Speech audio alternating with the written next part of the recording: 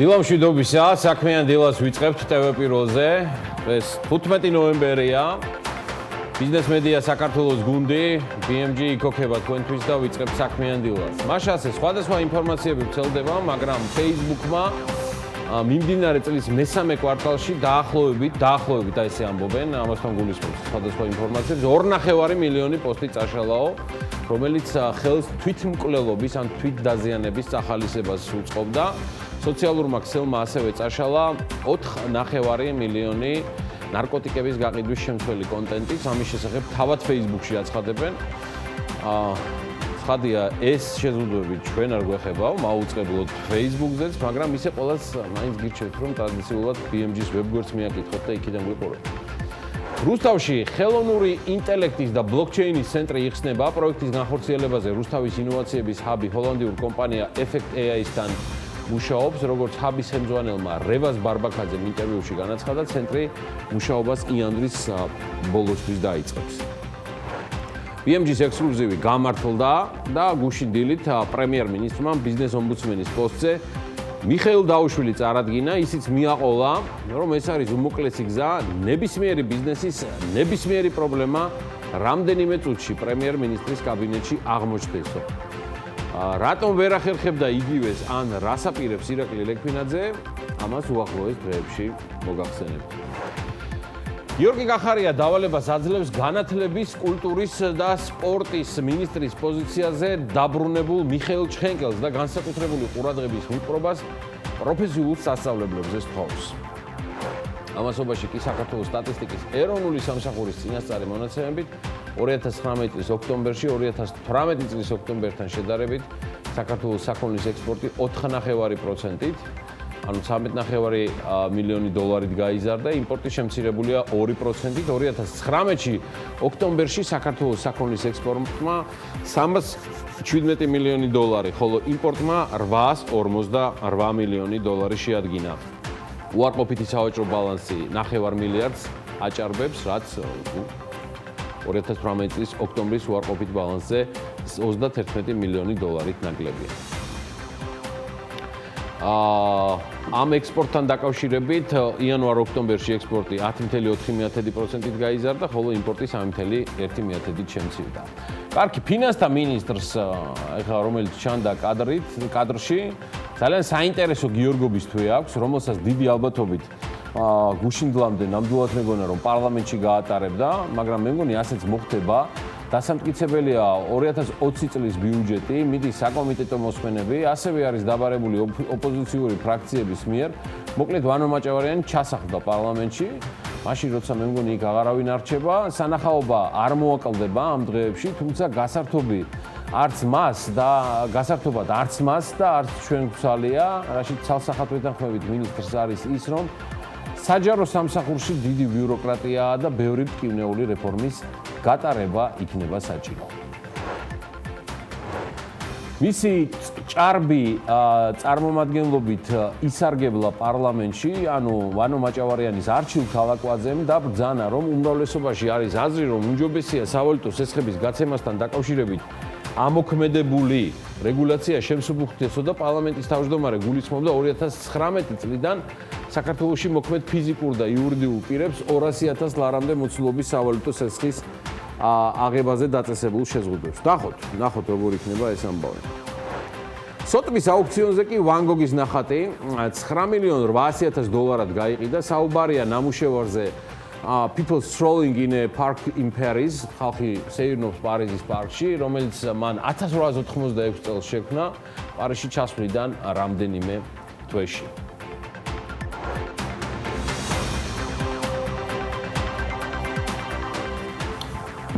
იცოდი თუ არა, რომ აი ამ ნამუშევრის საწყისი ღირებულება, ვან გოგის აი ამ ნამუშევრის საწყისი ღირებულება აუქციონზე 5-7 მილიონის ფარგლებში იყო.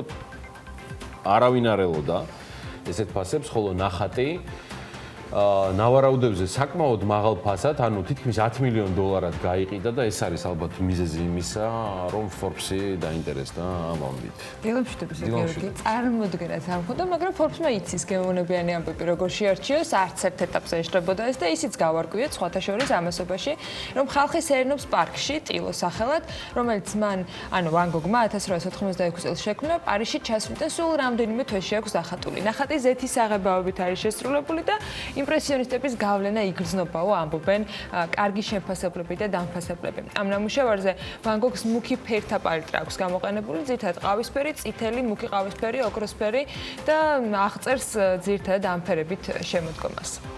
მე არ მაქვს ინფორმაცია დილამშვიდობის კიდევ ერთხელ ყველას, არის თუ არა რაიმე ნახატი დარჩენილი, ან იყო თუ არა თავის დროზე ალაბრის საპრეზიდენტო რეზიდენციაში, მაგრამ დაგვაინტერესა და გამოვიკვლიეთ ერთ-ერთი ყველაზე დაკავებული ესეთი მშრომელი სახელმწიფო ჩინოვნიკის, საქართველოს პრეზიდენტს გულისხმობ 2018 წლის დეკემბრიდან 2019 წლის სექტემბრის ჩათვლით ალაბრის საპრეზიდენტო რეზიდენციის მოვლა და კომუნალურები რამდენი დაждდა და ეს არც მეტი არც ნაკლები 638,000 ლარია. ამის შესახებ სახელმწიფო დაცვის სპეციალურმა სამსახურმა აცნობა BMG-ს ჩვენს მიერ გამოთხოვნილი ინფორმაციის საფუძველზე და ამ მონაცემებით ირკვევა, რომ ავლაბრის რეზიდენციის კომუნალურები, ანუ საუბარია წყალზე, გაზზე, ელექტროენერგიაზე და შენობის მიმდებარე ტერიტორიის მოვლა, ასევე გენერატორისთვის საჭირო დიზელი სახელმწიფოს 10 თვის მანძილზე $9 მილიონ მეტი დაუჯდა. გარდა ამისა, რეზიდენციის დაცვის სამსახურის თანამშრომლებისთვის გაცემული ხელფასის ოდენობამ აღნიშნულ პერიოდში 291,000 გადააჭარბა, თითქმის 282,000-ია და აქაც დანამატები არ დავიშურეთ, 25,000 ლარი წავამატეთ, ხოლო უნიფორმამ, ჩემო ბატონო, თითქმის 10,000 დაგვიჯდაო. ჯამში შეიძლება ითქვას, რომ ავლაბრის რეზიდენცია, რომელიც მხოლოდ ცერემონიალურ ფუნქციას ატარებს სახელმწიფოს სალომე ზურაბიშვილის პრეზიდენტობის პერიოდში 955,199 ლარი დაუჯდა, მაშინ როდესაც თავად პრეზიდენტი ათონელის რეზიდენციაში იმყოფება, ამბობენ მუშაობს და შეგახსენებთ ისევ, რომ სალომე ზურაბიშვილი საქართველოს პრეზიდენტის პოსტზე ოფიციალურად 2018 წლის 16 დეკემბერს იქნა არჩეული, ჯერ შერჩეული და მერე არჩეული, თუმცა ის პირველივე დღიდან ათონელის რეზიდენციაში მუშაობს და ავლაბრის რეზიდენციას პრეზიდენტის რანგში მხოლოდ რამდენჯერმე ესტუმრა, მაღალი რანგის სტუმრების გაიშვიათებული სტუმრობების აღსანიშნავად. ვაგლახ რომ ეს ამხელა მოცულობები და შენობები კიდევ ერთხელ კარგად წარმოაჩენენ ჩვენს დაპაუზებულ ვითარებას და სრულ დისკოორდინაციას უწყებებს წარსულის და მომავლის მიმართებით მათ შორის. ამიტომაც ვიღებთ იმ შედეგს, რომ ამ უფუნქციო შენობების შენახვის თანხებს ვიხდით ჩვენ, მე და თქვენ, ყველანი. და პასუხს ამაზე მავანთ ჩვენ ვთხოვთ მხოლოდ 4 წელიწადში ერთხელ არჩევნების გზით. თუმცა მრავალი სხვა კითხვებით მივმართავთ მათ ამ 4 წლის განმავლობაში, სხვა დროსაც და ამას უკვე შედარებით გამრცობილი ეთერით ალბათ უკვე დავიწყებთ შემდეგი ორშაბათიდან. რა ხდება შემდეგ ორშაბათს? ის ხდება, რომ 18 ნოემბრიდან BMG-ს გადაცემები, ანუ შემდეგი ორშაბათიდან საქმიანი დილა ანალიტიკა საქმის კურსი TV პირველის ეთერში განახლებული დროით გავა. საქმიანი დილა ნაცვლად დილის 8 საათისა, 8:05 წუთი ყოველთვის მოგესალმებოდით და ელოდით სხვადასხვა, ასე ვთქვათ, ნარატივს. მოკლედ, ამ ორშაბათიდან, დამდეგი ორშაბათიდან 18 ნოემბრიდან 8:09-ზე ვიწყებთ და ტრადიციულად 11-ს რო დააკლდება 10 წუთი მივყვებით თემას. 3 საათნახევრიან ეთერში გადაცემის წამყვანები ტრადიციულად თქვენი მონამორჩილი გიორგი ისაკაძე და ანა ლაპიაშვილი იქნება. თუმცა BMG ასევე გეგმავს თავისი რეპორტიორების ძალიან აქტიურ ინტეგრირებას საქმიანი დილის ფარგლებში თანაწამყვანის ამპლუით, BMG-ს ერთ-ერთ მთავარ სახესთან ბექა ბაციკაძესთან ერთად. ბიზნეს მედია საქართველოს აგრძელებს ასევე საზოგადოებისთვის ცნობილი ანალიტიკოსების, ინდუსტრიის ლიდერების და ეკონომისტების მიერ საავტორო რუბრიკების წარდგენას და აი ამ ყველაფრის ჩამოთვლაშიც და ასე ვთქვათ, თქვენი გადმოცემაში ანა დამეხმარება. გამარჯობა ანა, მადლობა.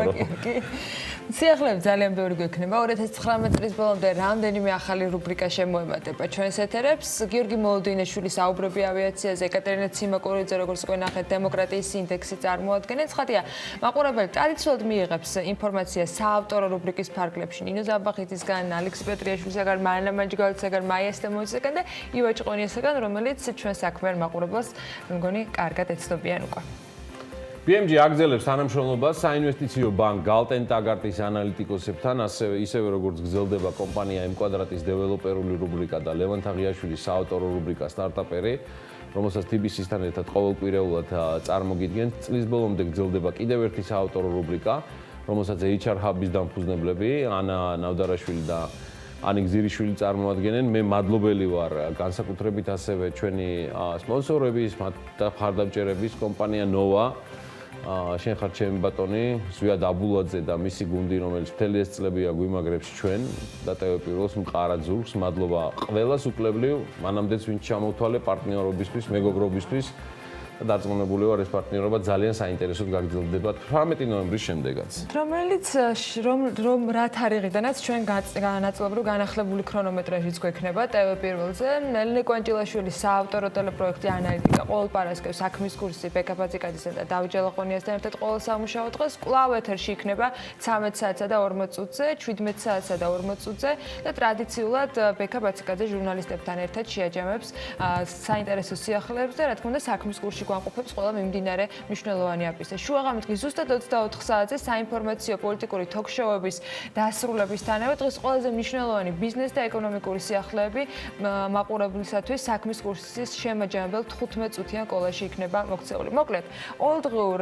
გადაცემას საქმის კურსს დაემატება ახალი რუბრიკები, მათ შორის ინვესტორი, რომელსაც სალმა მეცხვარიშვილი შემოგთავაზებთ ხოლმე და გაგაცნობთ ძალიან საინტერესო ბიზნეს პროექტებს და ბიზნესმენებს. ტელერუბრიკები იქნება ასევე BMG ბიზნესისათვის, მხოლოდ ქართული BMG სტარტაპერებისათვის და ძალიან ბევრი საინტერესო ახალი ადამიანი უნდა გაგაცნოთ ჩვენს ეთერებში.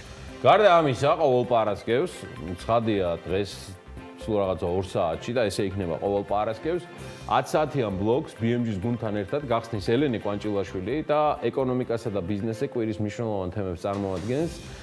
ელენეს გადაცემა ანალიტიკა საავტორო მთელი პარასკევის განმავლობაში ტრადიციულად დაიწყება შუადღის 2 საათისთვის, 2 რომ უკლია 20 წუთი და საღამოს 6 რომ უკლია 20 წუთი, ისევე როგორც დღის ბოლოს შუაღამის იხილავთ ანალიტიკას შემაჯამებელ კოლაჟს კვირის მთავარი თემებით.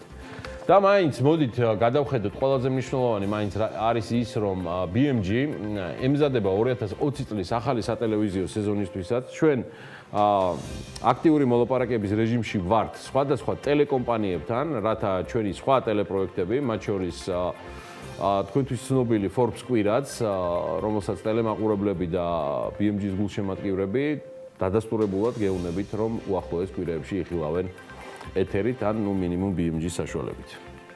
მას შემდეგ რაც უკვე იქნება საბოლოოდ გამოკვეთილი BMG-ის ახალი მედია და ანალიტიკური პროდუქტები, სად განთავსდება, რომელ არხებზე და სატელევიზიო პლატფორმებზე, აუცილებლად გვექნება ამასთან დაკავშირებით მეტი ინფორმაციის თქვენთვის გაზიარების შესაძლებლობაც, პრეზენტაციაც, ამასაც პარტნიორებთან ერთად და ყველა საქმიანთან ერთად გვეგმავთ ჩვენი ქვეყნის მასშტაბით.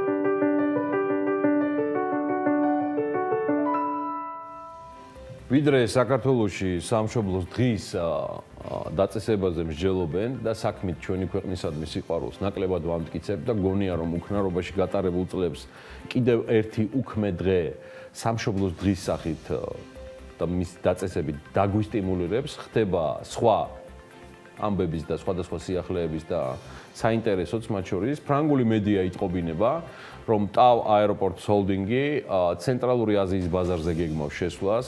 იმედია ის მაინც მოვახერხეთ და გაგაგებინეთ, რომ საქართველოში მოქმედი 2 აეროპორტის მმართველი კომპანია TAV-ი სწორედ ამ ჰოლდინგის ნაწილია, რომლის საკონტროლო პაკეტსაც ფრანგები ფლობენ, აი დაგველოდით მაგასაც გეტყვით. მოკლედ ამ რელიზის თანახმად ტავი ყაზახეთის ყველაზე ხალხმრავალი ალმა-ატის საერთაშორისო აეროპორტის შეძენას გეგმავს. თავის ინფორმაციით ალმა-ატის აეროპორტის მგზავრთნაკადი ცენტრალური აზიის რეგიონში ყველაზე დიდია.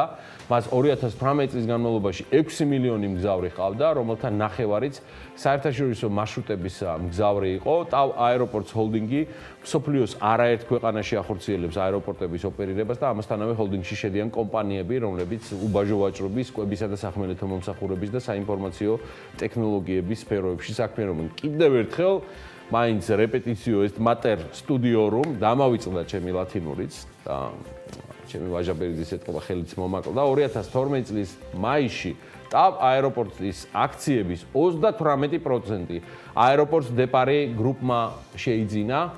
დღეს ფრანგული სახელმწიფო კომპანია სააქციო კაპიტალის 46.12% ფლობს. შედეგად გასულ წელს ტავი და APD გრუპი ერთად 291 მილიონ მგზავრს მოიმსახურენ. სწორედ ამ ტავის ჰოლდინგის წევრია ჩვენი ტავ ჯორჯიაც, რომელიც საქართველოში 2005 წლიდან ოპერირებს. დღეს კომპანია თბილისისა და ბათუმის საერთაშორისო აეროპორტებს მართავს და სამოქალაქო ავიაციის სააგენტოს მონაცემებით 2019 წლის 10 თვის განმავლობაში თბილისის აეროპორტში სულ 3.256.000 მგზავრს მოიმსახურა. ეს 1%-ით ნაკლებია 2018 წელთან და დიდი ალბათობით მე როგორც ხვდები ყაზახეთის აეროპორტის, ანუ ალმა-ატის აეროპორტის ნაყიდობა მალე შედგება, რასაც შევიტყობთ და აუცილებლად გავაგებინებთ ჩვენს მაყურებელს და BMG-ს მკითხველს. ხო, იქამდე საინტერესო ნაბების მაძიებლება არც სხვა სიახლეები უნდა გამოტოვონ და ჩვეულად არც Forbes Women-ის ახალ ნომერს უნდა გამოვაკლდეს ვინმე. გამოცემა, რომელიც კიდევ ერთი კრებულია წარმატებული და საინტერესო ქალბატონების ისტორიების, რომელიც ნათლად აჩვენებს, რომ ქალების ძალა მნიშვნელოვანია ქვეყნის წინსვლისთვის და ეკონომიკური განვითარებისათვის. დასახული მიზნის განხორციელების სტრატეგიები, გეგმები, რჩევები და რეკომენდაციები. ასეთია სულ მცირე ჩამონათვალი იმისა, რაც წაიკითხავთ ახალ ნომერში. დეტალურად კი უკვე მარიამ ადამიანს მიმოხილვა უნდა გაჩვენოთ.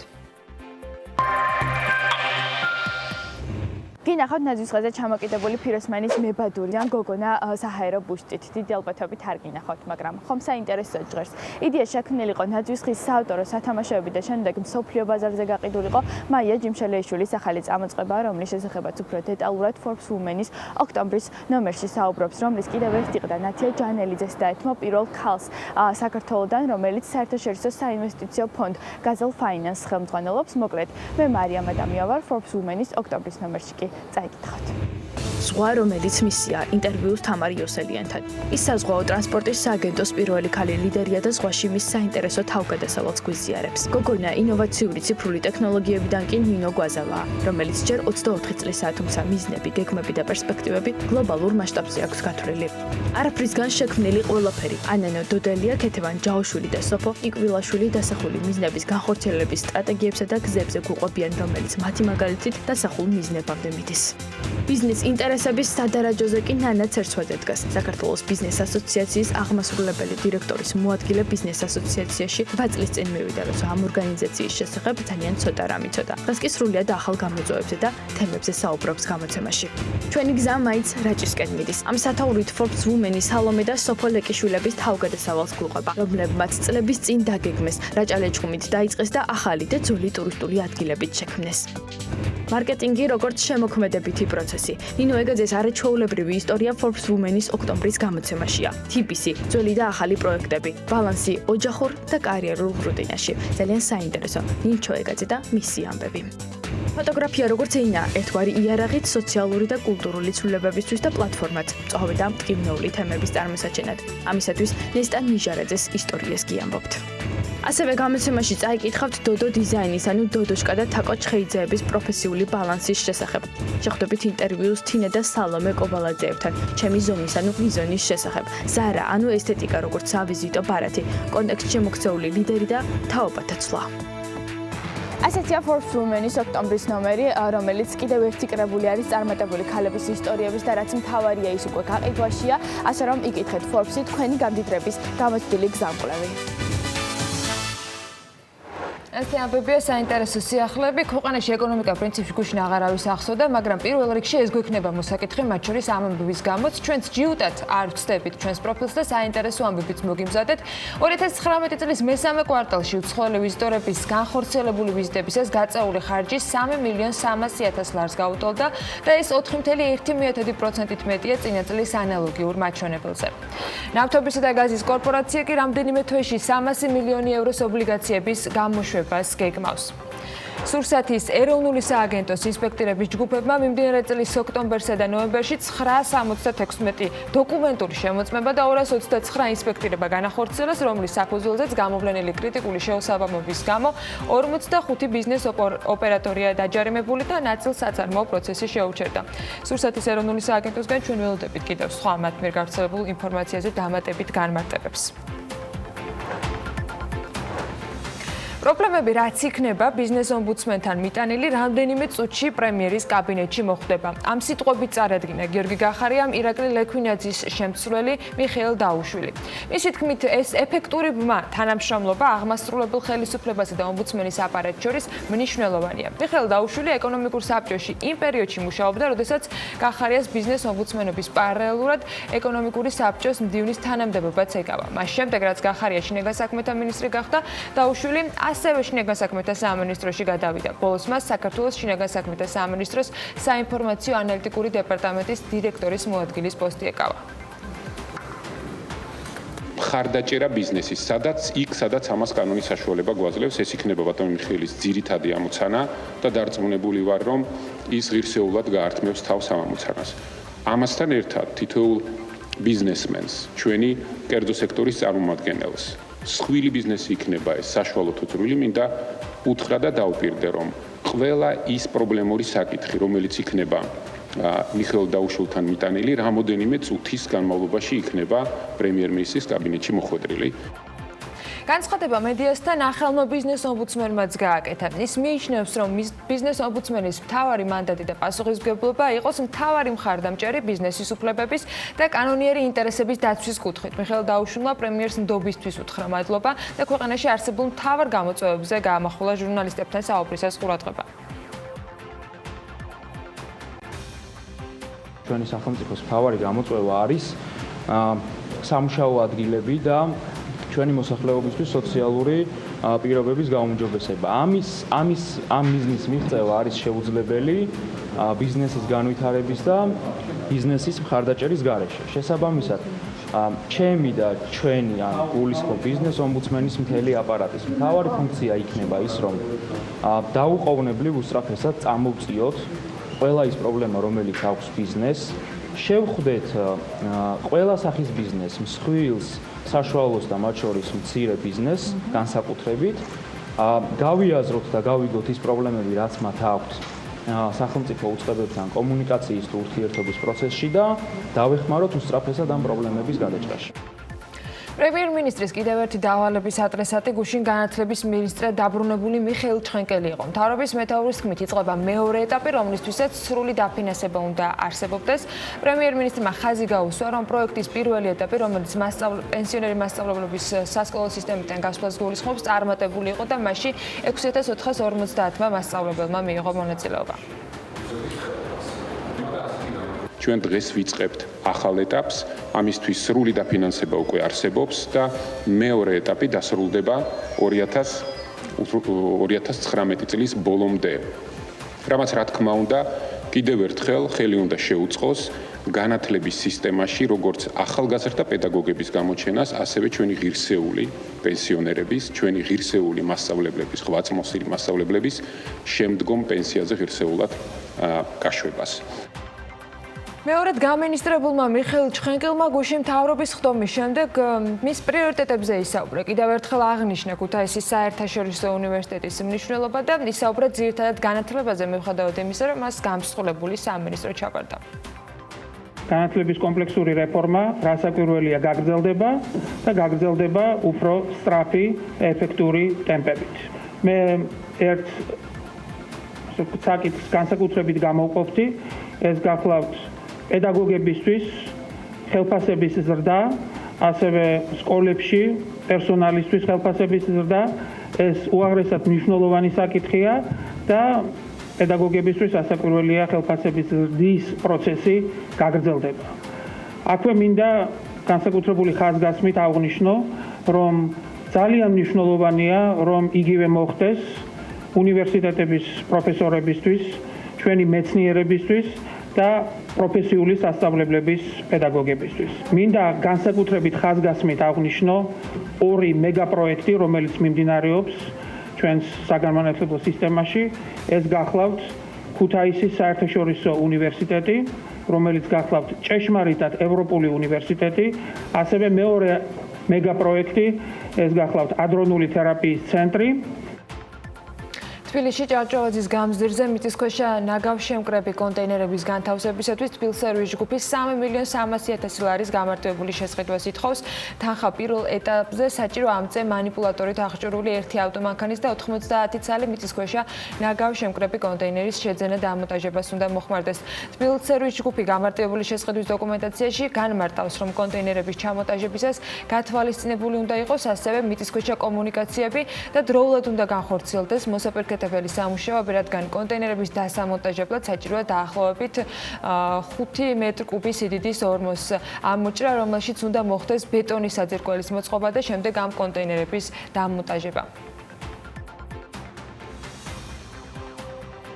სურსათის ეროვნულმა სააგენტომ კი საზოგადოებრივი კვების 45 ობიექტი დარღვევების გამო დააჯარიმა. სააგენტოს ინსპექტორების ჯგუფებმა ოქტომბერ-ნოემბერში 976 დოკუმენტური შემოწმება და 229 ინსპექტირება შეასრულეს. 45 ბიზნეს ოპერატორი დაჯარიმებული ობიექტი საერთოდ წარმოების პროცესის შეჩერებით არიან წარმოდგენილები, მათ შორის განსაკუთრებით სავალალო მდგომარეობა და დარღვევები გამოვლინდა, როგორც შესაბამისი უწყება აღნიშნავს ქვემო ქართლის, აჭარის, გურის და სამცხე-ჯავახეთის ბავშვთა სკოლა-პანსიონების კვების ბლოკებში.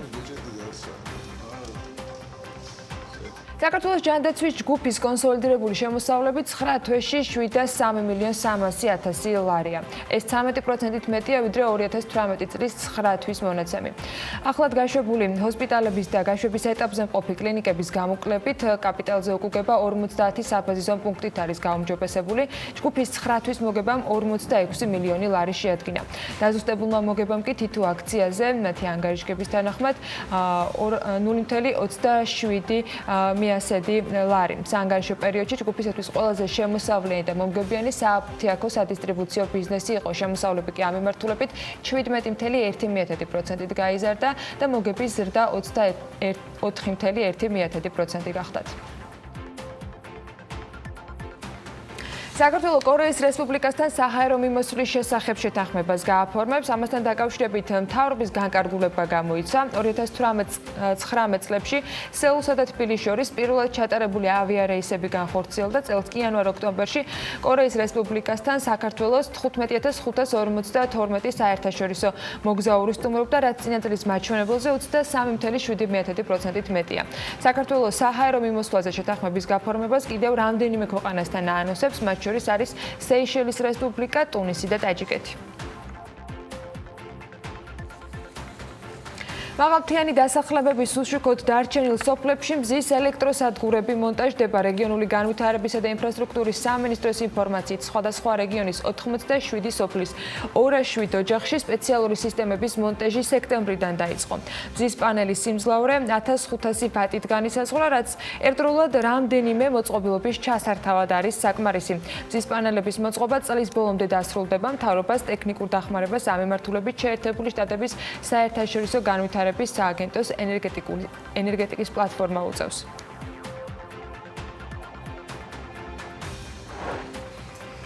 ახლა კი ამედის პროგნოზს უნდა გავეცნოთ, რომელსაც ჩვეულად გარემოს ეროვნული სააგენტო გვაწვდის და ამიდი მათივე ინფორმაციით განპირობებული იქნება კასპიის ზღვის ჩრდილო-აღმოსავლეთიდან შემომავალი ცივი ჰაერის მასების და სამხრეთიდან მოქმედი თბილი ჰაერის მასების ურთიერთქმედებით. საქართველოში დრო გამოშვებით ღრუბლიანების მომატება მოსალოდნელი, უმეტესად უნალექოთ, ზოგან იქნება ნისლი, იქროლებს აღმოსავლეთის მიმართულების ქარი, რომელიც ზოგ შემთხვევაში გაძლიერდება კიდეც. ასეთი ამიდი გოლდება მთელი ქვეყნის მასშტაბით 15 ნოემბერს ქალაქების მიხედვით ტემპერატურულ მაჩვენებლებს გრაფიკულად შემოგთავაზებ, შემდეგ გადავხედოთ ფრენების განრიგს და რამდენიმე წუთში უკვე რეკლამის შემდეგ დაგიბრუნდებით.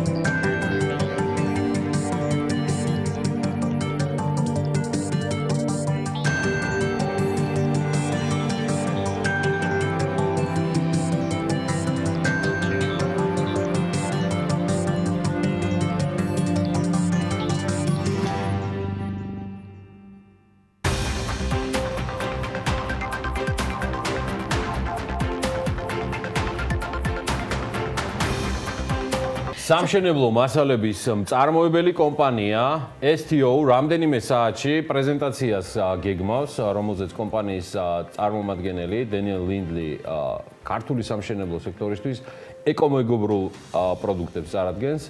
პრეზენტაციაზე ასევე დაგეგმილია პანელური დისკუსიაც. დღევანდელი პრეზენტაცია არის ერთგვარი გაგრძელება ერთი თვის წინ საქართველოს ბანკის პარტნიორობით თბილისში გამართული მასშტაბური საერთაშორისო უძრავი ქონების და ტურიზმის ფორუმისა, საუბარია მდგრადი და მედეგი ქალაქების მშენებლობა, გერმანული ხარისხის მნიშვნელობაზე და მის მახასიათებლებზე. ჩვენი სტუმარი მოგვიყვება გაცილებით მეც და ჩვენთვის პატივია მომასპინძლოთ დენიელ ლინდლს, STO გრუპის ბაზრის განვითარების ხელმძღვანელს. Mr. Lindl, great to have you with us. Thank you. Thank you. About the purpose of your visit, and we'd like to be a bit more aware about STO Group itself. STO's ჯგუფი ეს არის გერმანული კომპანია და ჩვენ ვოპერირებთ გერმანიაში, მაგრამ სოფლის მასშტაბით ვართ აქტიურნი და ძალიან ცნობილი კომპანიაა და ჩვენ ვართ წამყვანი დღესდღეობით სოფლის მასშტაბით სამშენებლო მასალების კუთხით და ასევე ტექნოლოგიური განვითარების კუთხითაც ჩვენ ვართ წამყვანი მსოფლიოს მასშტაბით და ჩვენთვის ძალიან მთავარია რომ ეკოლოგიურად სუფთა პროდუქტები ვაწარმოოთ. What portion of them remaining in your portfolio generally? I know that you will highlight and pay rather more attention on this in your presentation, but before that, what's the portion of it in your portfolio? What you're going to present? There's been a massive change. ძალიან დიდი ცვლილებები განიცადა ამ სფერომ და ჩვენი პორტფოლიო ნამდვილად დიდარია. მავნე ნივთიერებებისგან დაცულები ვართ ჩვენ მუდმივად და ჩვენი მასალები ტყვიას ნამდვილად არ შეიცავს.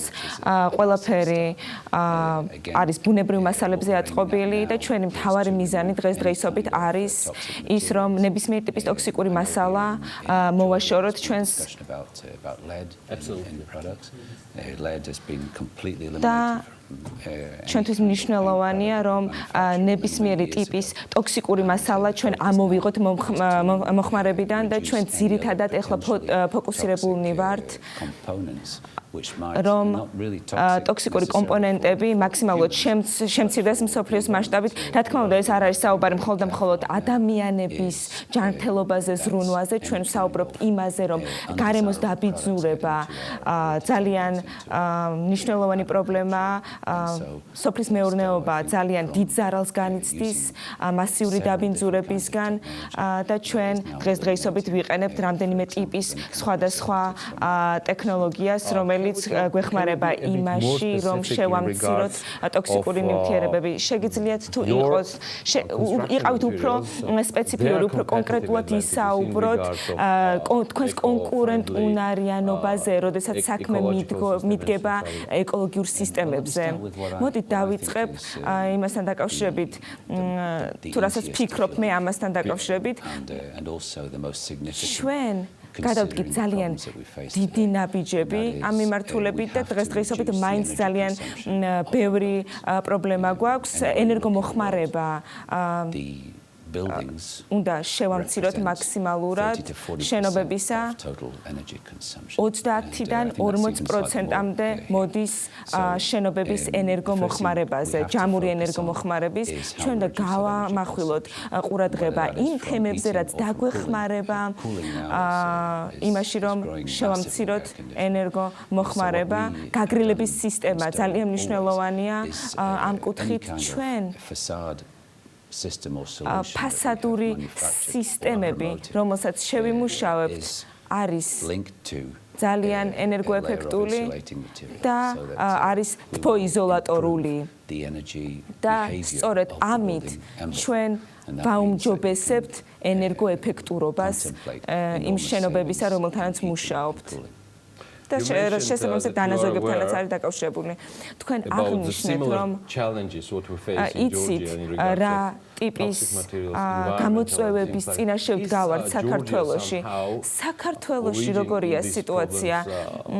შეგვიძლია თუ არა, რომ I mean, do we have შეგვიძლია თუ არა რომ შევიმუშაოთ სწორი მიდგომები გვაქვს თუ არა რაიმე ტიპის სხვა გამოწვევები სხვა ქვეყნებთან შედარებით მე ქართველი ექსპერტი რა თქმა უნდა არ ვარ პირველად ვიმყოფები საქართველოში მაგრამ ჩვენ აქტიურად ვმუშაობთ თქვენ ქვეყანაში ბოლო პერიოდია და ჩვენ და ჩვენს პარტნიორებთან აქტიურად მუშაობთ ქართულ პარტნიორებთან შესაბამისად რაღაც წარმოდგენა შეგვექმნა საქართველოზე რა თქმა უნდა მსგავსია სხვა ქვეყნებისა გარემო დაბინძურება ჯანმრთელობის პრობლემები რომელიც ამასთან არის დაკავშირებული ძალიან დიდი პრობლემაა მსოფლიოს მასშტაბით და მე ვფიქრობ რომ საქართველო ნამდვილად არ არის გამონაკლისი მნიშვნელოვანია რომ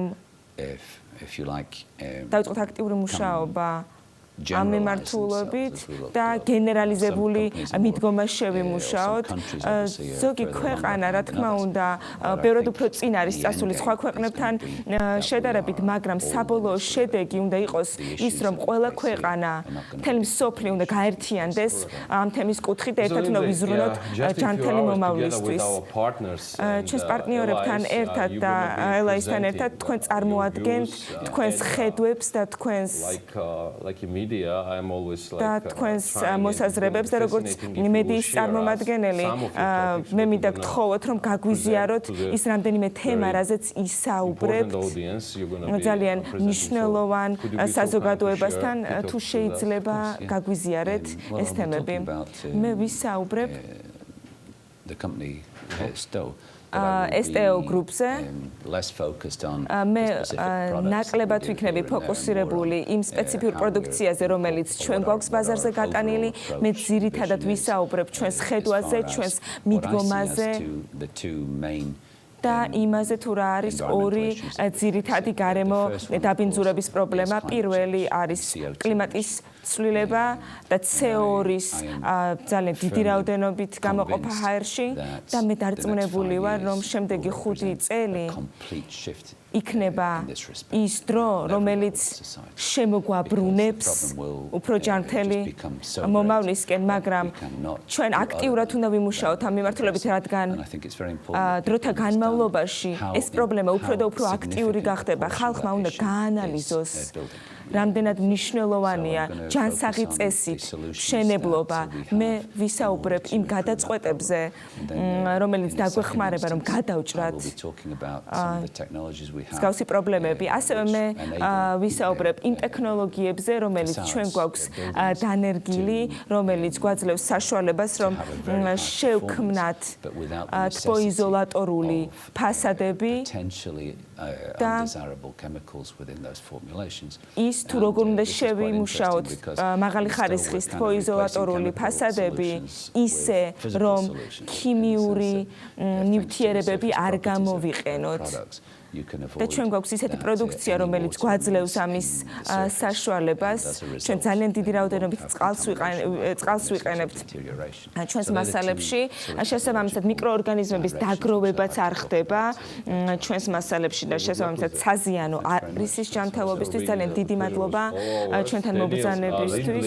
STO group-ის ბაზრის განვითარების ხელმძღვანელი სტუმრობდა საქმიანი დილაში, მას წარმატებას უსურვებ ისევე როგორც ჩვენს პარტნიორებს დღევანდელ პრეზენტაციაზე.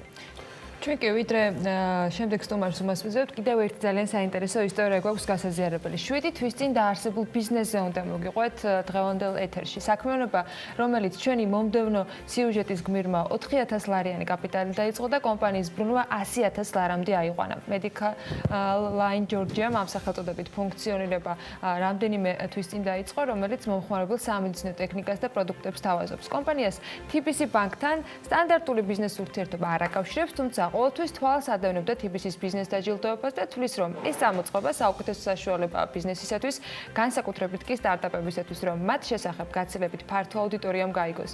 სწორედ ამიტომ გადაწყვიტეს Medical Line Georgia-ს დამფუძნებლებმა, რომ წელს ისინი ბიზნეს დაჯილდოების მონაწილეები განხდარიყვნენ. ხოდა ჩვენს გიყვებით მათზე და მათ ბიზნესზე. Medical Line Georgia აწარმოებს სამედიცინო და სტომატოლოგიური აპარატურის იმპორტს საქართველოში. Medical Line Georgia ბაზარზე 7 თვეა, რაც გამოჩნდა და მომხმარებლებს სამედიცინო ტექნიკასა და პროდუქტებს თავაზობს. პროდუქციის იმპორტს კი ძირითადად ამერიკის შეერთებული შტატებიდან, იტალიიდან, კორეიდან და ჩინეთიდან ახორციელებს. ეს კომპანია უშუალოდ დაფუძნებულია რამოდენიმე თვის წინ და ანუ მაქსიმალურად ვცდილობთ რომ შევთავაზოთ კონკურენტუნარიანი ფასები ყველა კლინიკას და ექიმს, რაც ანუ ბოლო 5 თვის განმავლობაში რაც აქტიურად ჩავერთეთ ამ ბაზარზე, ანუ საკმაოდ წარმატებულად მიმდინარეობს ჩვენი საქმიანობა. ბიზნესი 4,000 ლარით დაიწყო და კომპანია რამდენიმე თვეში 100,000 ლარიან ბრუნვაზე ავიდა. მიუხედავად იმისა, რომ ბაზარზე მსგავსი სერვისული კომპანიები უკვე არსებობს, Medical Line Georgia-ს ხელმძღვანელი თვლის, რომ მათ ბევრად მეტი უპირატესობა აქვთ. ამიტომ 7 თვის ახალბედა Medical Line Georgia წელს TBC-ს ბიზნეს დაჯილდოების ერთ-ერთი მონაწილეა ნომინაციაში წლის საუკეთესო პროდუქტის ან მომსახურების შექმნისათვის. საკმაოდ დიდი სტიმული არის ჩემი კომპანიისთვის და ანუ ასე ვთქვათ დამეხმარება განვითარებაში პოპულარიზაციის მიზნით და თვალყურს ვადევნებ TBC-ს ბიზნეს დაჯილდოების პროექტს და შესაბამისად ანუ გამიჩნდა სურვილი რომ მივიღო მონაწილეობა, ვინაიდან სულ რამოდენიმე თვის კომპანიაა და საკმაოდ წარმატებული. და შესაბამისად ანუ მოლოდინებიც კარგი ანუ პოზიტიური მაქვს. მადლობა TBC-ს გუნდს ესეთი საინტერესო დამწყები და კარგად გამართული ბიზნეს ისტორიების გაზიარებისთვის. მორმოთა მუშაობასაც ბიზნეს დაჯილდოების ფარგლებში შესაბამისი ჟიური შეაფასებს. ამას რო კითხულობ ხოლმე შესაბამისი ჟიურის და მე ერჩვენილ დღეს რაღაცა მაქვს ამ ჟიურისთან დაკავშირებით სათქმელი ამაზე სხვა დროს და გამარჯვებულებით კონკრეტული კრიტერიუმებით გამოვლინდებიან. ხო, შეგვიძლია ვთქვათ ისიც, რომ ვიდრე ბიზნეს დაჯილდოებისათვის რჩეულების შეერჩევა, TBC-გან სიახლეები ისედაც არ გვაკლია. ვიზამ სრულად ციფრულ ბანკს Space-თან სტრატეგიული პარტნიორობის შეთანხმება გააფორმა. ამ შეთანხმებით კი ხელი ინოვაციური საბანკო პროდუქტების განვითარებას შეეწყობა, როგორც საქართველოში, ისე მის ფარგლებს გარეთ. და გეოგრაფია, რომელიც არც TBC-ს აქვს მხოლოდ საქართველოში შემოსაზღვრული და ციფრულ გადახდებში მსოფლიოს ლიდერ კომპანიას ვიზას დახმარებით კიდევ უფრო გაფართოებას გეგმავენ. ზუსტად გუშინ მოამზადა ლევან თაღიაშვილმა მასალა სტატისტიკაზე დაყრდნობით, რომლის მიხედვითაც უკონტაქტო გადახდები მთელი მსოფლიოს მასშტაბით, მათ შორის საქართველოშიც მზარდი ტენდენციით ხასიათდება. მაგალითად, აზიაში 2013 წელს სტატისტიკის მონაცემებით უკონტაქტო გადახდების რაოდენობა 30 მილიარდს არსებობდა 2018-ში და ეს რიცხვი თითქმის 100 მილიარდით არის გაზრდილი. Space-ის გეგმებზე და ვიზას როლზე ქართული პროდუქტის განვითარებაში უნდა ვისაუბროთ სტუმართან ერთად. ნიკა ქურდიანი TBC-ის გენერალური დირექტორის მოადგილე შემოგვიერთდა საქმიანი დილის ეთერში. მოგესალმებით. დილი და ხარ ჩვენთან ერთად. ნიკას მარტო რას ნიშნავს ეს სტრატეგია? ვიზოგავთ. ვიზოგავთ. ჟიურის ფარგლებში. დათანის ტექსტი აშკარად შეიმწა საკითხი, რომ მე ამდენი არ მეხომა. მაინც რას ნიშნავს ეს სტრატეგიული პარტნიორობა? ვიზა არ არის თქვენთვის ახალი პარტნიორი. ეს სტრატეგიული პარტნიორობა ნიკა წლებია გრძელდება, მაგრამ ჩვენი ინტერესი მაინც Space-თან დაკავშირებით, იმიტომ რომ Space-ი ჩვენთვის გამორჩეულად საყვარელი პროდუქტია. რა საერთო ნახეთ ერთმანეთში Space-თან მიმართებაში? პირველ რიგში უნდა თქვათ, რომ რა არის Space-ი, ხო? Space-ი არის რეგიონში და ჩვენს დიდ სივრცეში, ჩვენ დიდ რეგიონში არის ერთ-ერთი პირველი თუ პირველი არა, სრულად ციფრული ბანკი, რომელიც მობილურ ბანკში, მობილურ ტელეფონში აპლიკაციის სახით არის წარმოდგენილი და სხვა არაფერი არხი არ გააჩნია. და Space-ი არ არის ერთ-ერთი თქვათ პროდუქტი TBC ბანკის, TBC ჯგუფის, ეს არის TBC ჯგუფის ერთ-ერთი წამოწყება, ანუ შიდა სტარტაპი, ინტრაპრენორშიპი ქვია ამ მიმართულებას, როცა კომპანიის შიგნით შენ რაღაც სტარტაპებს ქმნი და ან ვითარებ და ეს არის ფინტექ სტარტაპი, ანუ ეს არის ტიპიური ფინტეკი, რომელსაც სოფლიოში ესე ხშირად ხვდებით ხოლმე, სწორედ ეს რაღაცებს ეძახიან. ვიზას თანამშრომლობა TBC-თან დიდხნიანია ძალიან, მაგრამ ვიზას ძალიან ისეთი ახასიათებს შერჩევითი მიდგომა. ამიტომ ძალიან დიდი კომპანიაა, ვიცით ახლა მსოფლიოში რა მასშტაბების კომპანიაც არის და ხო, რა ვიცი, ერთ-ერთი მოწინავეა გადახდებში და ამიტომ ვიზას აქვს პროგრამები და ფინტეკების აქსელერაციისთვის, განვითარებისთვის აქვს კონკრეტული სტრატეგიული პარტნერშიპის პროგრამა, რომელზეც ძალიან ფრთხილად ირჩევს რომელ ფინტექს დაუდგეს გვერდში. მაგალითად, წინა თვეს ეგეთი პარტნერშიპი ვიზამ გამოაცხადა Revolut-თან. Revolut-ი არის მსოფლიოში ნომერ 1 ციფრული ბანკი და ზუსტად ეგეთივე გამოაცხადეთ ახლა ჩვენ და თვითონ შინაარსი არის რა, რომ დაგვეხმარება კონკრეტული პროდუქტების და კონკრეტული საგადახდო სისტემების განვითარებაში და ასევე ხელშეგვიწყობს თავისი უზარმაზარი მსოფლიო ქსელით იმაში, რომ ჩვენ იმ გეოგრაფიებში, სადაც გვაქვს ამბიცია განვითარების, იქ ხელი შეგვიწყოს თავისი ლოკალური წარმომადგენლობით და თავისი ლოკალური პროგრამებით. ამ დახმარებაში იგულისხმება, რომ მათ შორის ადგილზე მომუშავე ჯგუფთან იქნება ჩართული, თუ ეს იქნება უბრალოდ მხარდაჭერა, ტექნიკური იქნება ეს თუ სხვა მიმართულებით. ანუ აქ ლაპარაკი არის იმაზე, რომ ვიზა უნდა დაგვეხმაროს, რომ ჩვენ იმ ქვეყანაში დავიწყოთ ოპერირება. ვიზა უნდა დაგვეხმაროს იმაში, რომ მისი პროდუქტები ისე დაინტეგრირდეს space-ში, რომ კლიენტი ბედნიერი იყოს და გახარებული და მას ცხოვრება გამომარტივდეს. აი ესე ვიტყვი ლამაზად, ესე რომ თქვენ და ამიტომ ყველაფერს მოიცავს. ძალიან დიდი პროგრამა არის ესა. წარმოიდგინეთ, რომ ვიზამ თქვა, რომ ფინტეკები უნდა განვავითარო და ამისთვის ძალიან დიდი ინფრასტრუქტურა აქვს. ისა ამისად აქ აქსელერაციის ცენტრები, მაგალითად დუბაიშია, უზარმაზარი სინგაპურშია, გერმანიაში, ბერლინში და ასე შემდეგ. ამიტომ აი ამ ყველაფრის ნაწილი გახდა space-ი და ეს არის ძალიან მნიშვნელოვანი, იმიტომ რომ ჩვენ ქვეყნისთვისაც კაი მიღწევა, იმიტომ რომ პირველი დიდი ფინტეკია, რომელიც ესეთ მასშტაბებს აღწევს და ძალიან მაგარია. Space-ის შინაარსიც არ საჭიროებს, რომ მაინც და მაინც იყოს რომელიმე სათავო ოფისი, რომელიმე ბანკი ამა თუ იმ კონკრეტულ ადგილას წარმოდგენილი, მაგრამ თქვენი გეგმებია საინტერესო, როცა გეოგრაფიის გაფართოებას ვსაუბრობთ, მართლა TBC-ს აქვს წარმომადგენლები ჩვენ სამეზობლოში, მაგრამ რამდენად შეიძლება რომ Space-ი გასცდეს იმ კონკრეტულ თქვა ჩარჩოს, რომელთაც დღეს სათავო ოფისებით არის, ან კონკრეტული აზერბაიჯანში, თქვა მყარათ უზბეკეთში, ან პირობითად, მაინდა-მაინც იქ არის Space-ი თუ გეოგრაფია ძალიან მაგარი კითხვაა და კარგად გაქვთ ეთყობა გააზრებული Space-ის შინაარსს და ძალიან მაგარია.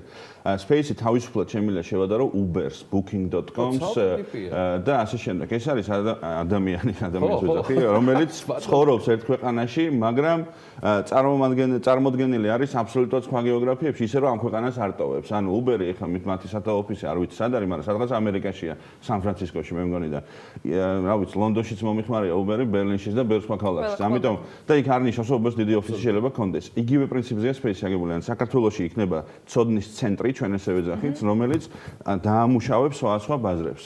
ეხლა იმ ქვეყნებს, სადაც ჩვენ წარმოადგენელი ვართ, მაგალითად უზბეკეთი, ხო? უზბეკეთში Space-ით ვიქნებით გასულები, ანუ იქ უზბეკეთში ინფრასტრუქტურას რო ავაწყობთ, ხო?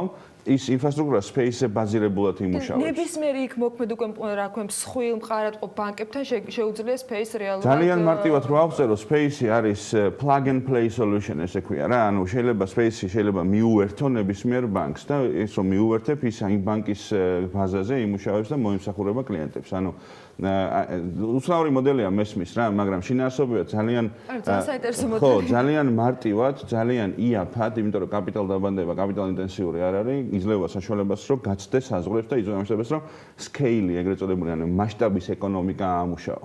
და ეგ არის ძალიან ეს კომპანიის გადმოსახედიდან, მაგრამ ეხლა მომხმარებლის გადმოსახედიდან და რადგან Uber-ის მაგალითი მოიყვანეთ და ვიზაც ფაქტობრივად იმის ნიშანი არის, რომ როცა ვიზა ბარათი გაქვს ნებისმიერ ქვეყანაში იმ პირობებით სარგებლობ, ხო, ვიზა გაქვს, რაც არის, Space-იც ამ შემთხვევაში smartphone-ში იღებს ყველა იმ, თქვათ, პირობას მომხმარებელზე, მომხმარებლის გადმოსახედიდან, რატომ იქნება საინტერესო და კომფორტული და მასობრივი ეს ამ შემთხვევაში მომხმარებლისათვის უშუალოდ, მით უმეტეს გაფართოების ასეთ არეალზე, როცა გვაქვს საუბარი. რამოდენიმე კონკურენტული უპირატესობა არის ხოლმე რა. ერთი ის, რომ ბანკი, კომერციული ბანკი ძალიან ბევრი რაღაცისგან შედგება და კლიენტს ძალიან ბევრი რამით ემსახურება. ამიტომ თავის თავს უდავს ხოლმე ძალიან ბევრ რამეში. მაგალითად, მობილურ აპლიკაციაში ჩვენ უნდა მოვახერხოთ, რომ ჩავატიოთ ყველა ის სეგმენტი, რომელიც ყავს. ხო, ან 15 მობილური აპლიკაცია ხო გვექნება. ამიტომ ვცდილობთ, რომ მობილური აპლიკაცია იყოს გამოზომილი და მორგებული კლიენტს.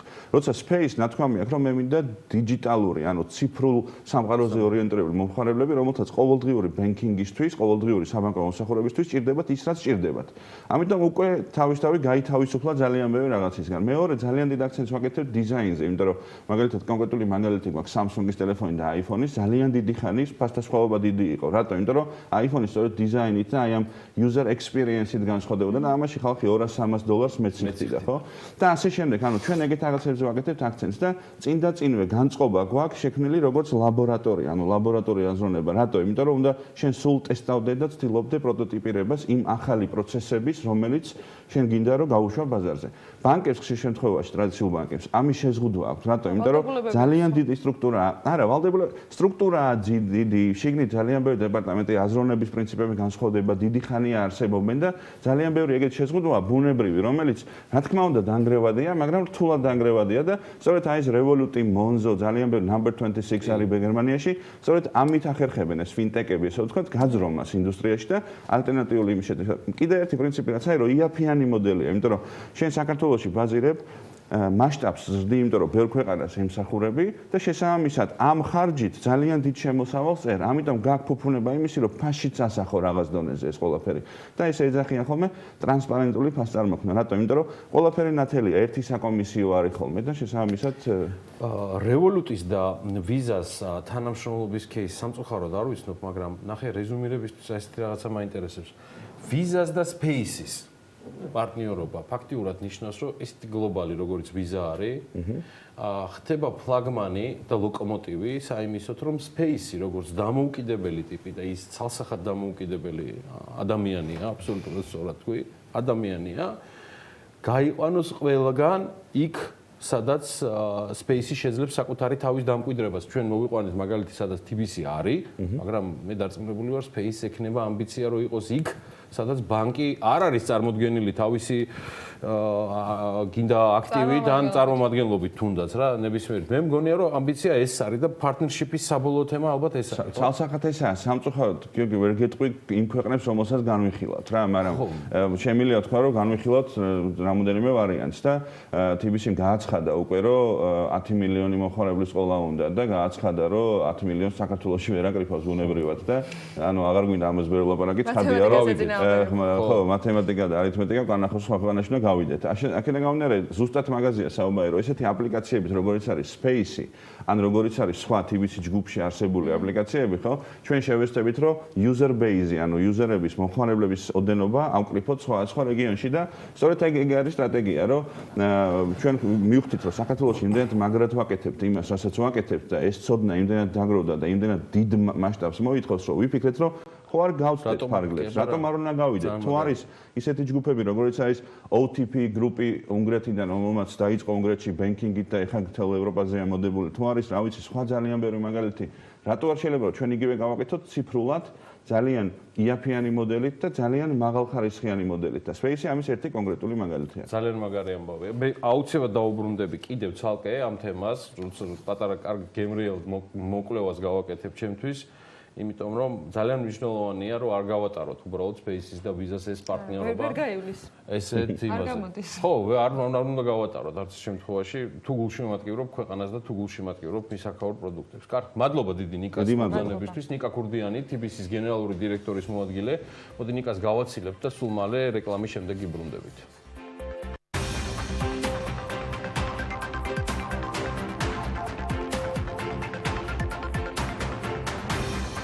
სალომე ზურაბიშვილის პრეზიდენტობის პერიოდში ავლაბრის რეზიდენციის შენახვა მილიონამდე დაჯდა. სახელმწიფო დაცვის სპეციალური სამსახურის მონაცემების თანახმად ავლაბრის რეზიდენციის კომუნალურები და შენობის და მიმდებარე ტერიტორიის მოვლა, ამასთან გენერატორებისათვის საჭირო დიზელი სახელმწიფოს 10 თვის მანძილზე 9 მილიონ ლარზე მეტი დაუჯდა.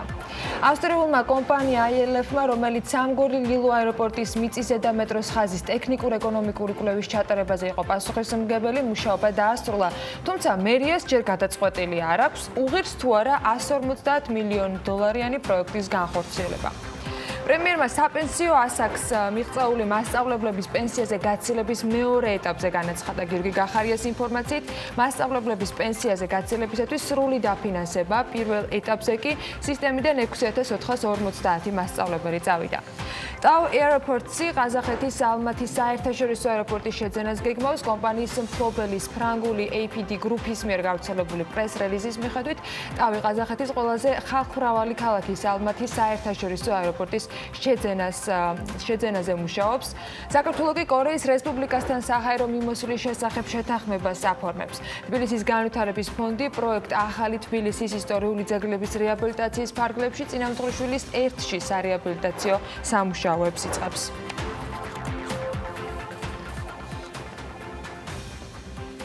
პროპორციულ საარჩევნო სისტემაზე გადასასვლელად მომზადებული კანონპროექტი ჩავარდა. 113 საჭირო ხმის ნაცვლად კენჭისყრაზე ცრულების მომხრე პარლამენტში მხოლოდ 101 დეპუტატი აღმოჩნდა. გუშინ საკმაოდ ემოციური და ხმაურიანი პროცესები დაიწყო. უმრავლესობა დეპუტატების ნაწილმა დატოვა. ქუჩაში აქციები განახლდა. ეროვნულ ვალუტამ ყისიერი რეაგირება მოახდინა და შედეგიც გვაჩვენა. 4 მიასედით გაუფასურდა. ის $1 ფასი 2 ლარი და 96 თეთრი გახდა. გუშინდელი პროცესები დაიწყო მას შემდეგ, რაც ქართულ მოლოცნებამ და მისმა თავმჯდომარემ 4 თვის წინ საჯარო თქმული პირობის შესრულება ვერ შეძლო. ან არ შეძლო. მას კიდევ ერთხელ ვაზუსტებ, მეორე ტურისტების კლებაზე, ვალუტის გაუფასურებაზე, ინვესტიციის ნაკლებობაზე, სხვა დანარჩენ თემებზე კითხვებზე პასუხებისას ისრების სხვა მიმართულებით რომ გადაიწევს, ინფორმირებულები რომ ვიყოთ რა ხდებოდა სინამდვილეში და როგორი ქრონოლოგიით. ვიღაცის წუხელი, შფოთის თუ ოსკარის გარეშე დარჩენილი შესრულების შემდეგ ქვეყანა ახალი გამოწვევის წინაშეა. საკმაოდ რთული პოლიტიკური პროცესები გველდება, რომელიც შეიძლება ითქვას, რომ დაისტარტა. დაიწყო და ამას ყველაზე კარგად ის ბიზნესი გრძნობს, რომელიც ჩვენი რესპონდენტი მუდმივად არის და ყველაზე მტკივნეულადაც აღიქვამენ ამ ყველაფერს. თელმა ჩვენმა თაობამ 30 წელიწადი პარლამენტის დღევანდელი გადაწყვეტილებით დავკარგეთ ეს ევროკავშირის საქართველოს ბიზნეს საბჭოს პრეზიდენტმა სანდრო ჭუმბურიძემ BMG-თან გუში თქვა. ასეთი გამოხმაურება იყო პარლამენტის გადაწყვეტილებაზე, როდესაც კონსტიტუციაში შესატან ცვლილებებს საკანონმდებლო ორგანომ მხარი არ დაუჭირა. ცვლილებები კი ითვალისწინებდა იმას, რომ პროპორციული საარჩევნო სისტემა 2024 წლის ნაცვლად უკვე 2020 წელს უნდა ჩატარებულიყო. პირველ რიგში ძალიან გულიმწყდება, რომ თელმა ჩემმა თაობამ 30 წელიწადი პრაქტიკულად აი დღევანდელი პარლამენტის გადაწყვეტილებით დავკარგეთ. დავკარგეთ, იმიტომ რომ ეს არის ტიპიური პოსტსაბჭოთა დემოკრატიის მაგალითი, რაც ჩვენ დღეს ვნახეთ, იმიტომ რომ არ შეიძლება წახვიდე ხალხის ნების წინააღმდეგ. ეს კატეგორიულად მიუღებელია ჩემთვის პირადად და ასევე მე ვფიქრობ ქართული საზოგადოებისთვის, მაგრამ ყველაზე მთავარი ის არის, რომ ამ გადაწყვეტილებით, პარლამენტის ამ გადაწყვეტილებით ვანგრევთ არა მარტო დემოკრატიულ პრინციპებს და ქვეყნის განვითარებას ვაჩერებთ, ვანგრევთ ელემენტარულად ბიზნესს. ის რაც პარლამენტში მოხდა, დღესთვის დეპუტატის მანდატის მქონეთა მონაწილეობით საერთაშორისო პარტნიორებისთვის და საელჩოებისათვის განცხადებების მიზეზი გახდა. ის რომ საარჩევნო სისტემა უცვლელი რჩება, ეს ერთი საკითხია და მეორე პოლიტიკურ ველზე უკვე თავად არჩევნების ბედია. თუმცა ის რომ ახლა რთულია ვინმე ინვესტორები იშოვოს, ეს ცხადია. მაიკლ ქაუგილისთვისაც. თავად იყო ჩართული ეკონომიკური ატაშეების ინტერვიუირების პროცესში და სირთულეებს ხედავს მათ სხვათა შორის იმაშიც, რომ პრემიერის გადაწყვეტილებით გიორგი გახარიამ ეკონომიკური ატაშეები საგარეო საქმეთა სამინისტროს დაუქვემდებარა და არა ეკონომიკის სამინისტროს. არა და ქაუგელი იმასაც ამბობს, რომ საქართველოს ინვესტორები მთელი მსოფლიოდან სჭირდება და ამისთვის იდეაში კარგი გარემოც გვაქვს. გვჭირდება ხალხი, ინვესტორები მთელი მსოფლიოდან, რომლებმაც ყურადღება უნდა მიაქციონ საქართველოს. ქვეყანას კარგი რეიტინგები აქვს ბიზნესის კეთების მიმართულებით. ჩვენც არაერთ პუბლიკაციაში გამოვყოფთ საქართველოს უპირატესობებს. დიახ, პირდაპირ უცხოური ინვესტიციები მცირდება, თუმცა ამასაც აქვს თავისი მიზეზი. მაგალითად, რამდენიმე დიდი პროექტი დასრულდა ქვეყანაში, როგორიცაა BIP-ის პროექტი. არ მოგწონს გაცვლითი კურსი, არ მოგწონს რაც ხდება ზოგადად, მაგრამ სხვებთან შედარებით უკეთეს სიტუაციაში ვართ.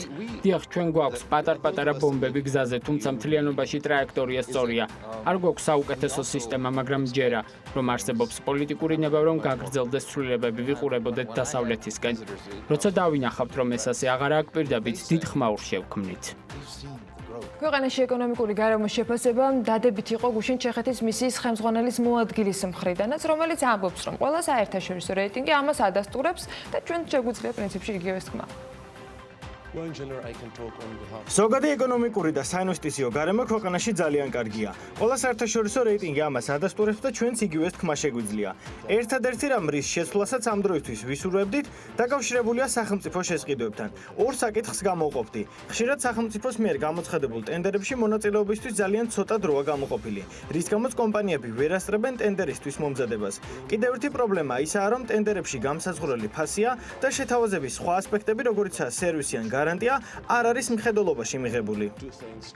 ბიზნესის პირობებზე როცა ვსაუბრობთ, საინტერესოა რა თქმა უნდა შეფასება სხვადასხვა თემაზე. ამერიკის სავაჭრო სამრეწველო პალატის ხელმძღვანელმა გუშინ BMG-თან შრომის კოდექსით შეაფასა პროექტი. ამ შრომის კოდექსისა ქაუგილი ამბობს, რომ ბიზნესს სურს დარწმუნებული იყოს, რომ ცვლილებები ზიანის მომტანი არ იქნება.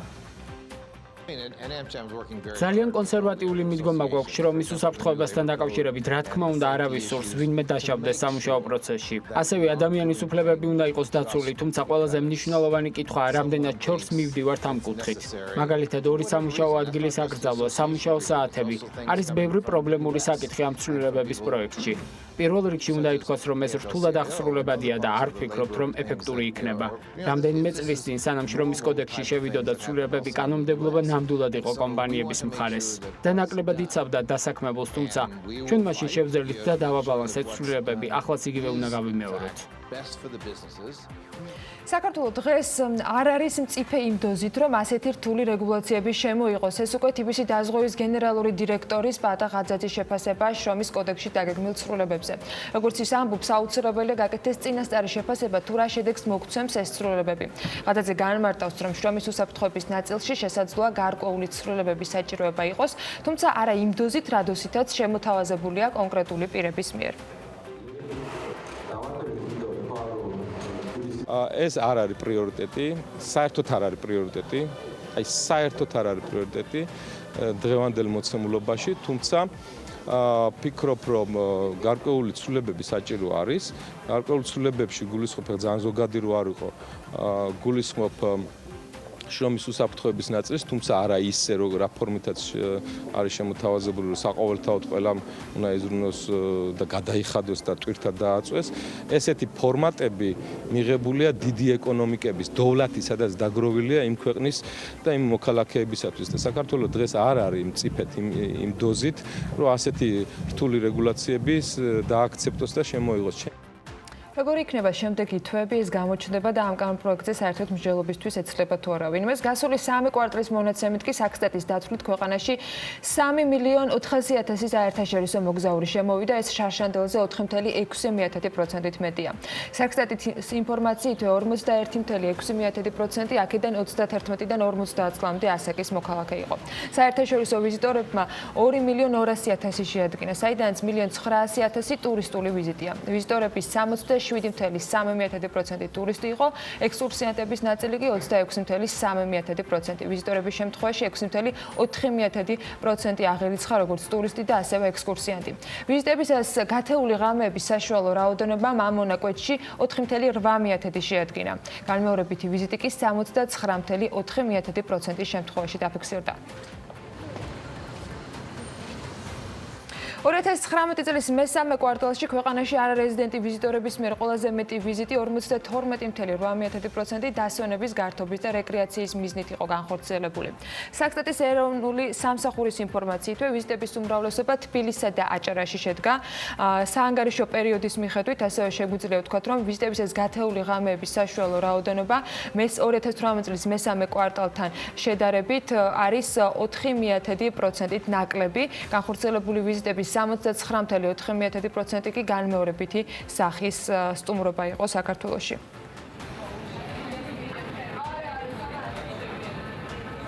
საინვესტიციო და მარკეტინგული საკონსულტაციო კომპანია არია ნატანებში 50 მილიონიანი პროექტისათვის ინვესტორს ეძებს. კომპანიის მმართველი პარტნიორი ნინო ჯინჯოლავა ამბობს, რომ ამ დროისთვის მოლაპარაკებები ორ უცხოურ კომპანიასთან მიმდინარეობს, იტალიურ და ყატარულ ჯგუფებთან. საუბარია მრავალფუნქციური ობიექტის მშენებლობაზე, რომელიც იახტ კლუბს, სასტუმროს და პრემიუმ კლასის ვილებს მოიცავს. პროექტი, რომლის მდებარეობაც არის ნატანებში, შავი ზღვის სანაპირო ზოლზე, გულისხმობს მრავალფუნქციური რეკრეაციული ტურისტული დანიშნულების პროექტის განხორციელებას, რომელიც რეალურად ერთმანეთში გააერთიანებს სასტუმრო დანიშნულების შენობა ნაგებობებს და საცხოვრებელ მაღალხარისხოვან, ასე ვთქვათ, პრემიუმ სეგმენტზე გათვლილ პრემიუმ ვილებს თუ ასე ვთქვათ აპარტამენტებს.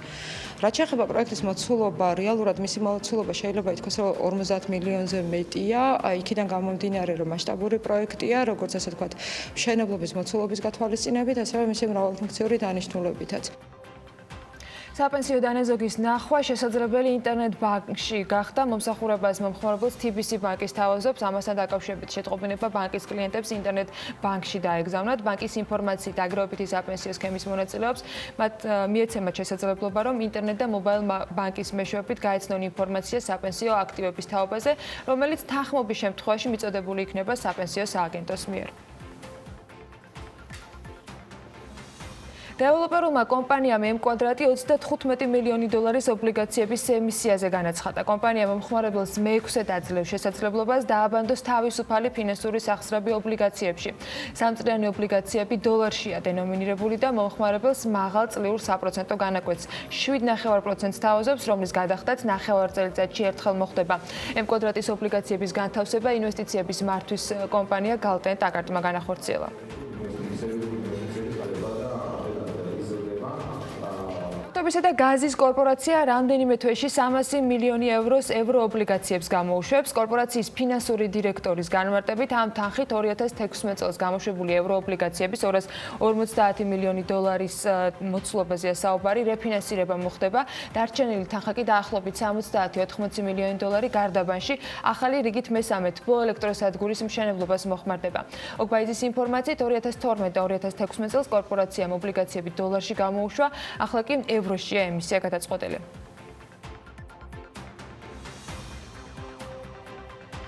სოციალური საწარმო, როგორც ბიზნეს სუბიექტი და მისი წვლილი ეკონომიკის განვითარებაში. რატომ არის მნიშვნელოვანი ქვეყნისათვის და რა გამოწვევების წინაშე არიან ისინი ამ თემაზე მარიამ ადამია მუშაობდა. გამოკითხა საქართველოში მოქმედი სოციალური საწარმოები და მოიკითხა საკანონმდებლო ინიციატივაც სოციალურ მეწარმეობასთან დაკავშირებით. როგორ შეუწყობს ხელს ახალი კანონმდებლობა სოციალური მეწარმეობის განვითარებას და რამდენად მაღალია სოციალური პასუხისმგებლობა შეგვიძლია მის მიერ მომზადებულ მასალაში ვნახოთ და ამ თემაზე საუბარს სულ რამდენიმე წუთში უკვე სტუმრებთან ერთად გავაგრძელებთ.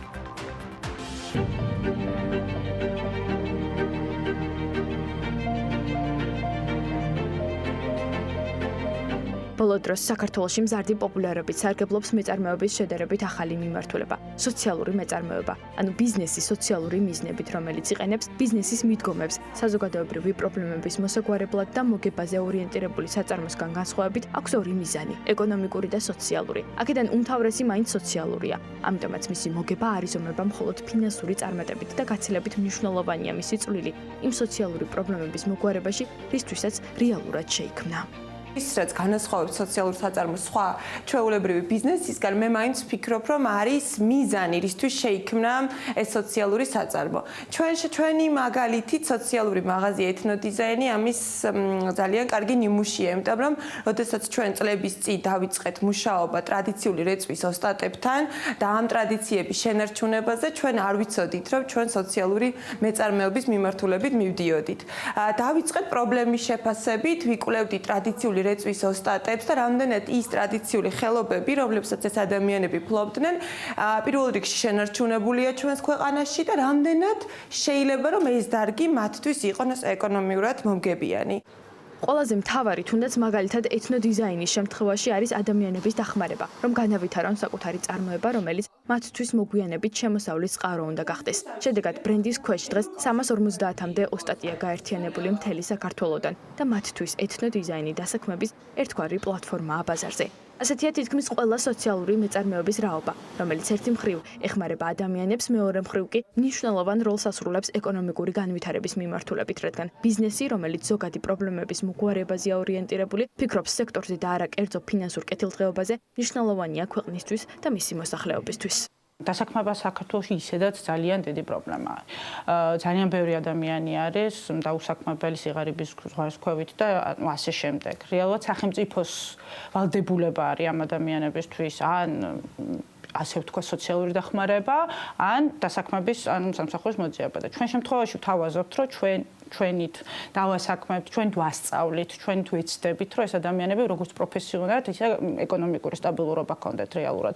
ხო, ანუ საბოლოო ჯამში გამოცემთ პოტერის მისია და ხედვა ძირითადად ეს არის, რომ ჩვენ სახელმწიფოს ხელს უწყობთ იმასი, რომ ვასაქმებთ ადამიანებს, რომელთა ეკონომიკური სტაბილურობა ექნება ჩვენ ქვეყანაში და ასევე პროფესიას შეიძენენ ახალს, რომელიც მომავალში ისევ მათი პიროვნული და ეკონომიკური სტაბილურობის შეუწყობს ხელს.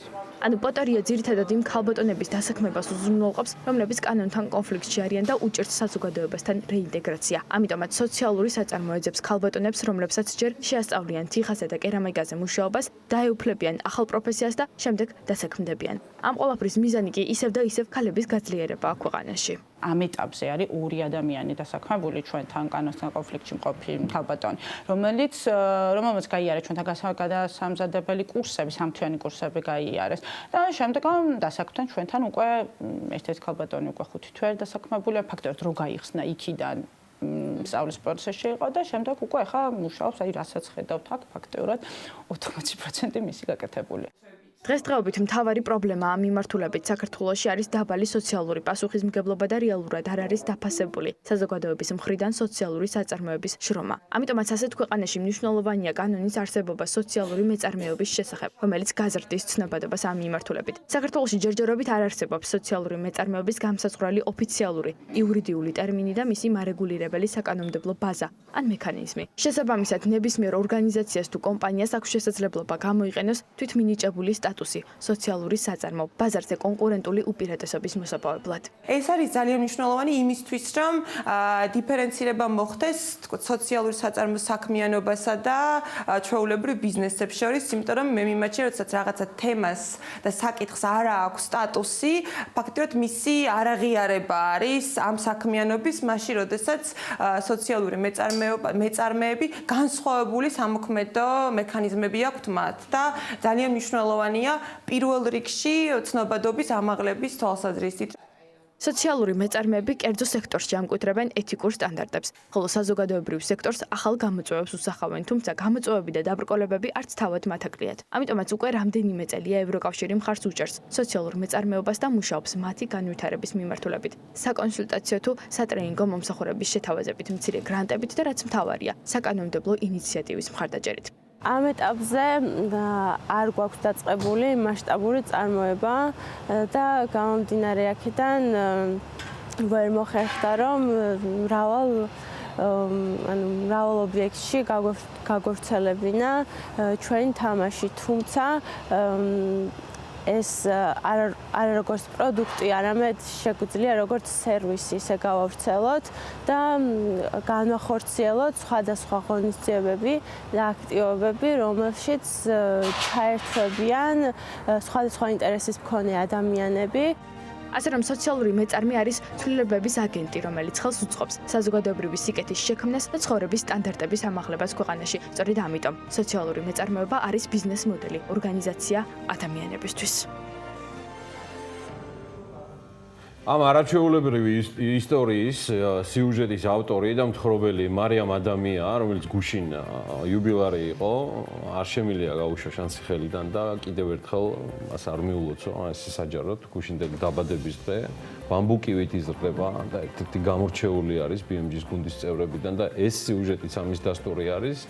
რადგან როცა სოციალური მეწარმეობის შინაარსის და მნიშვნელობის განმარტებაზე მიდის საუბარი, მე უბრალოდ დიდი მეც ვიტოვებ, რომ საქმიანი დილის მაყურებელს აღარ სჭირდება ბევრი განმარტება, თუმცა ამისთვის მაინც ბევრს საუბრობთ და გიყვებით და გპირდებით. არც მომავალში დაგზარდებით. და ძალიან ბევრ საინტერესო ისტორიასაც და კონკრეტულ მაგალითსაც გაგაცნობთ. ზოგადად მოგებაზე ორიენტირებული საწარმოსაგან განსხვავებით სოციალურ საწარმოს აქვს ორმაგი მიზანი: ეკონომიკური და სოციალური. აქედან უმთავრესი არის სოციალური. ეკონომიკური მიზანი გახლავთ მხოლოდ საშუალება, მეორე უფრო მნიშვნელოვანი სოციალური მიზნის მისაღწევად. და აქედან გამომდინარე სოციალური საწარმოს მოგება არ იზომება მხოლოდ ფინანსური წარმატებით.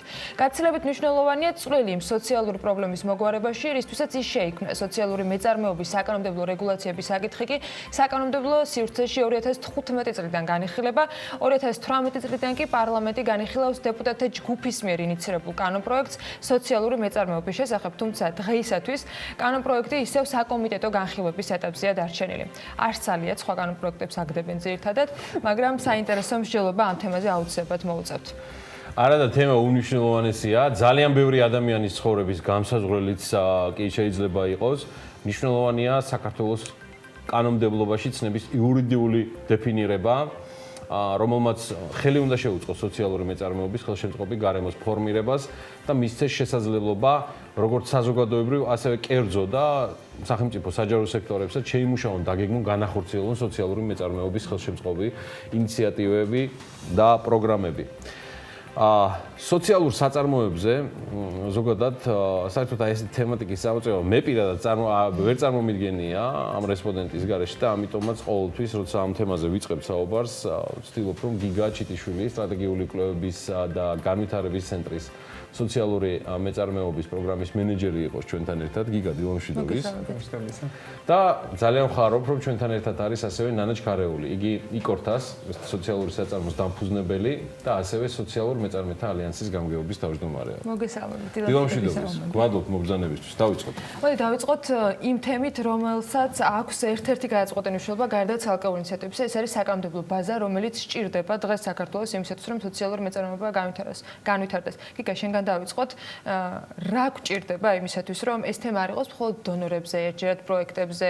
აი, რა დავაკელით შეძავალში, რატო არის მნიშვნელოვანი, რომ ეს დეფინირება მართლა არსებობდეს, როგორც ჩანაწერი და იყოს გამყარებული საქართველოს კანონმდებლობით. პირველ ყოვლისა კიდევ ერთხელ დიდი მადლობა იმისთვის, რომ მუდმივად უჭერთ სოციალური მეწარმეობის ცნებას და კონცეფციას მხარს ქვეყანაში.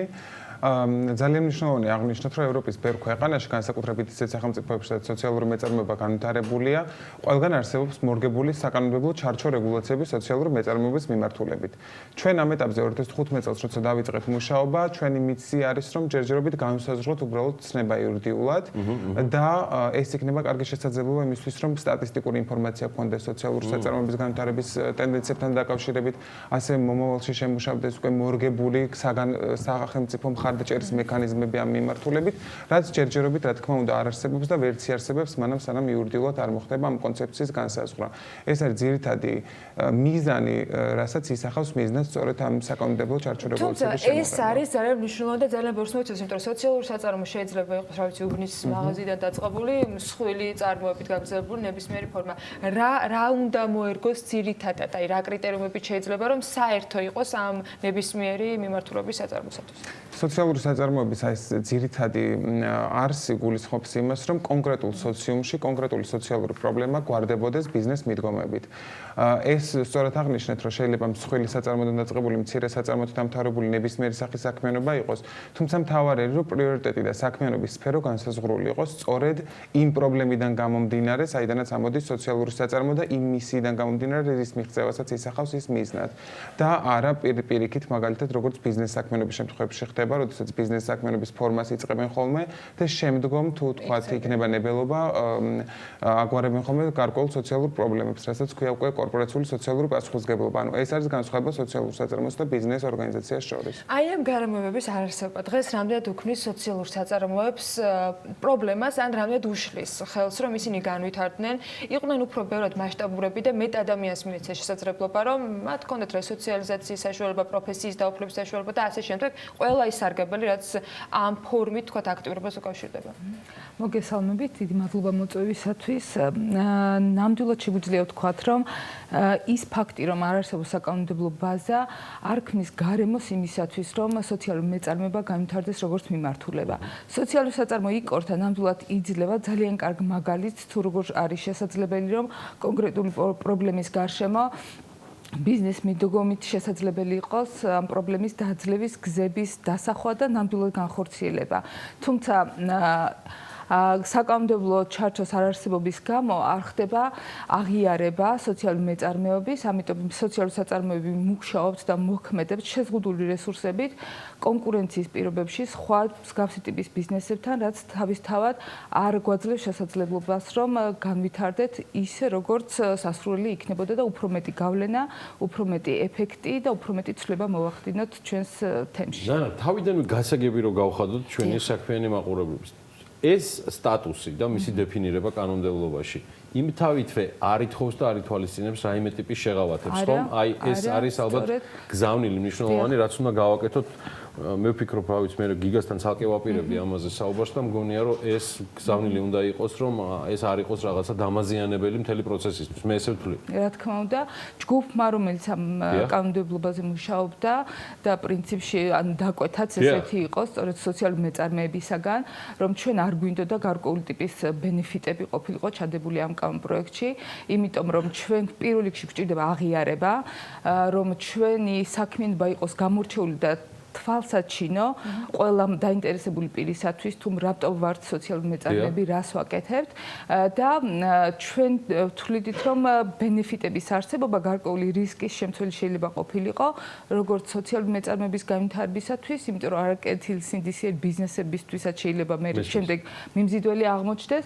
ამიტომ პირველ რიგში რასაც კანონმდებლობის ფარგლებში ჩვენ ვითხოვთ, ეს არის განმარტება, რომ იდენტიფიცირება ხდებოდეს სოციალური მეწარმეობის. მე მაინტერესებს სოციალურ მეწარმეთა ალიანსის შესახებ, ვიცოდე მეტი მისი დაფუძნების მნიშვნელობა, რატომ გადაწყვიტეთ, რომ და რა ტიპის ორგანიზაცია, ეს ერთგვარი ბიზნეს გაერთიანებაა თუ აი რა საფუძველი უდევს ამ ალიანსს? ბატონო, ალიანსის შექმნა სწორედ განაპირობა იმან რომ როდესაც სოციალური საწარმოები შეიქმნა და საქართველოში არც დიდი გამოცდილება არსებობდა სოციალური მეწარმეების მიმართულებით, ყველა ცალ-ცალკე ვაწყდებოდით რაღაცა პრობლემებს და სწორედ აქედან გაჩნდა იდეა რომ ხომ არ ჯობია რომ გავერთიანდეთ და უფრო რა თქმა უნდა ადვოკატირების მიმართულებით და ამ ტიპის საქმიანობის თვალსაზრისით სასურველი იქნებოდა რომ გაერთიანებულიყო და ერთიანი ძალებით გვემუშავა და სწორედ ამიტომ 7-მა სოციალურმა საწარმომ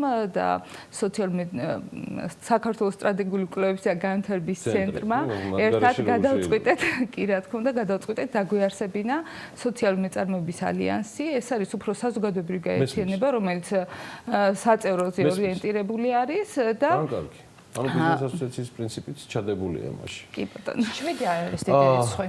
7 ეს არის დამფუძნებლები, თუმცა დღეს ეს თვითონ ალიანსი არის შექმნილი ევროკავშირის მხარდაჭერით მიმდინარე პროგრამის ფარგლებში და ნანამ რაც თქვა 7 არის ბორდის წევრი, ანუ გამგეობის წევრების ორგანოები. რამდენი არის დღეს საქართველოს წევრად ყველა წარმოგხსენებია რომ უმეტესად საგრანტო ან რაღაცა მსგავსი ტიპის დახმარებებით შექმნილი სოციალური საწარმოები არის. რამდენად კანონმდებლობის თავიდან რომ მესმის რომ ეს არის ერთ-ერთი მნიშვნელოვანი საკითხებისაც რომ ინიციატივა მოდიოდეს საზოგადოებიდან. თუ არსებობს დღეს სურვილი, ცნობადობა, ინფორმირებულობა იმის განცდა რომ ეს საჭიროა, რომ გაჩნდეს უკვე ადგილობრივად სოციალური საწარმოები. ანუ ეს არ იყოს მაინც და მაინც დონაციით და ევროკავშირის დახმარებით გაკეთებული პროექტები. იმიტომ რომ ფაქტია რომ ევროკავშირი ბევრს აკეთებს, მაგრამ ვიდრე არ იქნება ინიციატივა ჩვენი მხრიდან, ჩვენ არ დავიწყებთ ამაზე ფიქრს და ზრუნვას, ეს იქნება იმ ჩაკეტილ წრეში, რაზეც ახლა საუბრობთ. გითხრათ უნდა აღნიშნო რომ ევროკავშირმა არაჩვეულებრივი წვლილი შეიტანა სოციალური მეწარმეობის განვითარებაში, თუმცა თვითონ სოციალური საწარმოების დაარსება ქვეყანაში 2009 წლიდან დაიწყო. ანუ გაცილებით სხვა ტიპის ფინანსური რესურსებითაც იწყებენ ხოლმე სოციალური საწარმოების მსგავსი ბიზნეს ოპერატორების საქმიანობის დაწყებას, ვიდრე ეს არის მხოლოდ ევროკავშირის საგრანტო დაფინანსებები.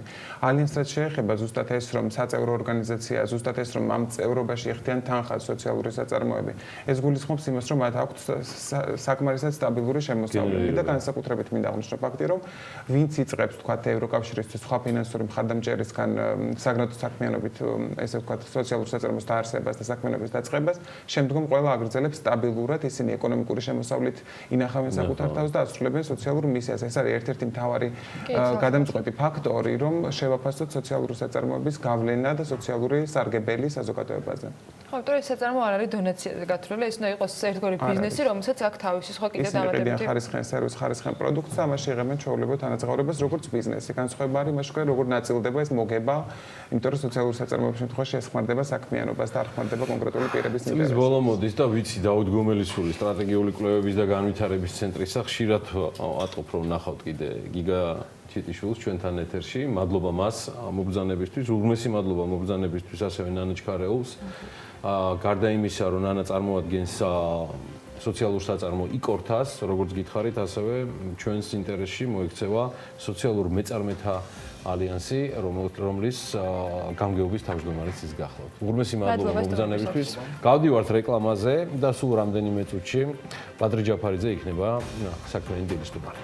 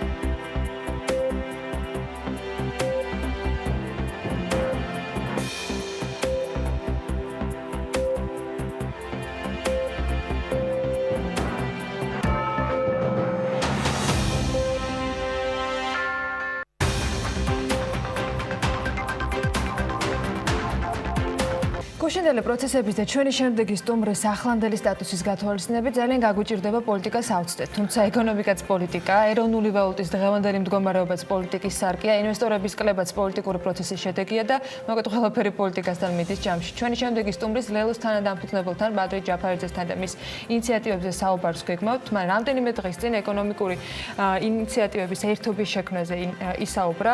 გუშინ საქართველოს პარლამენტში განვითარებულ პროცესებს და მას მოყოლ შედეგებზე უნდა დავსვათ მოკლე შეკითხვები, თუმცა რა თქმა უნდა ამ ინიციატივაზე უფრო მეც ვისაუბრებ და ეკონომიკაზე ცხადია. ბადრი ჯაფარიძე ლელოს თანადამფუძნებელია, საქმიანი დილის სტუმარი. მოგესალმებით ბატონო ბადრი, მადლობა რომ ხართ ერთად. მადლობა მოგზაურობისთვის. შენ როგორც პოლიტიკურ წიაღსლებში გაწაფული უფრო ჟურნალისტიკაში? არა, მოდი და იმ თემას მივაყოლებ ამ პროცესებში. ჩვენ ბოლო თვეებში და პრინციპში ლელოს აქტივობაც ამას მოყვა, რაც ხდებოდა საქართველოში. ნახეთ როგორ აისახა ეს ეკონომიკაზე, როგორ იყო ლარის კურსის მდგომარეობა, შემდეგ სხვადასხვა სტატისტიკური მონაცემები, ის რაც გუშინ მოხდა.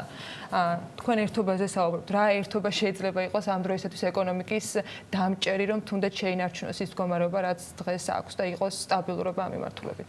ეკონომიკა ძალიან სენსიტიური არის ნებისმიერ პოლიტიკურ მოვლენაზე ქვეყანაში, მაგრამ ყველაზე ცუდი, რაც ჩვენ ეკონომიკას ჭირს, ეს არის ხედვის არარსებობა. ჩვენი მთავრობის მხრიდან, რომელიც იცვლება ყოველ წელს, იცვლება გაურკვეველი პრინციპით, მოდის შერჩევა ხდება ერთადერთი ბოლოს უკვე დაკომპლექტებულია მთავრობა არა კომპეტენციის, ან განათლების, ან გამოცდილების მიხედვით, არამედ დაკომპლექტია მხოლოდ ერთი ადამიანის მიმართ ლოიალურობის პრინციპიდან გამომდინარე, ესეთი მთავრობა ვერასდროს არ მოიტანს შედეგს, იმიტომ რომ ის ემსახურება პირველ რიგში თავის დამქირავებელ ერთ ადამიანს და არა ქვეყანას. ამიტომ, როდესაც შენ არა გაქვს ხედვა მოკლევადიანი, საშუალოვადიანი პერსპექტივა, გრძელვადიანი პერსპექტივა და შენ არა გაქვს ამის განსახორციელებელი რესურსი, ან ინტელექტუალური, ან თუნდაც იდეოლოგიური რესურსი ყველაფერს თავი დავანებოთ, ამ შემთხვევაში შეუძლებელია, რომ ეკონომიკური შედეგი მივიღოთ. ეს იქნება კიდევ ერთი წარუმატებელი ცდელობა, რაღაც შედეგი, ან ყოველ შემთხვევაში რაღაც სტაბილიზაცია მაინც მოახდინონ ქვეყნის ეკონომიკაში მიმდინარე პროცესების.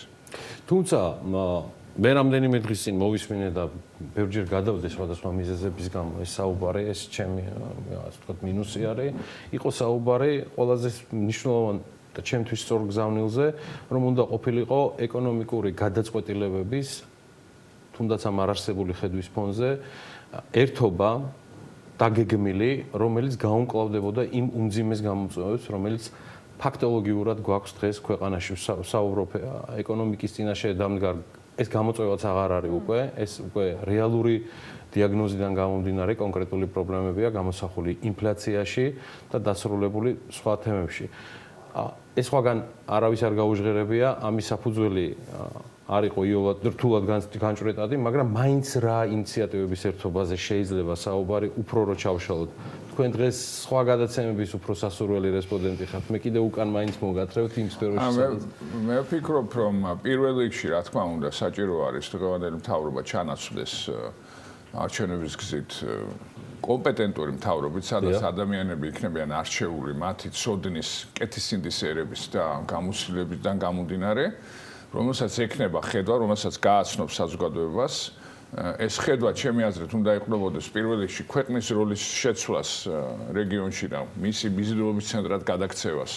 ყველა მიმართულებით, ძირითადი მიმართულებით მე ვფიქრობ, რომ ეს არის აბსოლუტურად რეალისტური და ამ მიზიდულობის ცენტრად გადაქცევას უნდა ემსახურებოდეს და ექვემდებარებოდეს ყველა საკანონმდებლო ინიციატივა და ყველა ნაბიჯი, რომელსაც გადადგავს მთავრობა და შემდგომ პარლამენტი.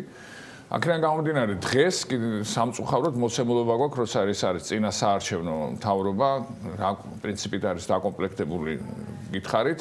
აქედან გამომდინარე, ჩვენ მხოლოდ ერთ რამეს უნდა ველოდოთ, როგორმე ესე იგი მივიდეთ რაც შეიძლება მინიმალური ზიანით არჩევნებამდე. ეს არის ახლა ამოცანა. აი თქვენ ხედვაში ამ ერთობაში რა საქართველოს მთავრობები ხშირად ამბობენ, რომ ისინი მემარჯვენე მიმართულების არიან, თავისუფალ ბაზარზე საუბრობენ, მაგრამ ხშირად ვიღებდით ისეთ გადაწყვეტილებებს და ისეთ ფაქტობრივ დამდგარ გადაწყვეტილებებს, რომელიც ზირთად უფრო სოციალურად ორიენტირებული იყო და ამასაც თავისი მიზეზები შეიძლება ქონდეს იმ თქვათ მდგომარეობიდან, რაც დღეს ქვეყანაში არის და იმ პატარა ეკონომიკიდან, რაც საქართველოში არის. თქვენ ხედვაში როგორ წარმოგიდგენთ წარმოიდგენიათ, რა შეიძლება იყოს ამ ერთობაში მთავარი ხაზი, რაც გააერთიანებს მათ შორის მოსახლეობას და მმართველ გუნდს?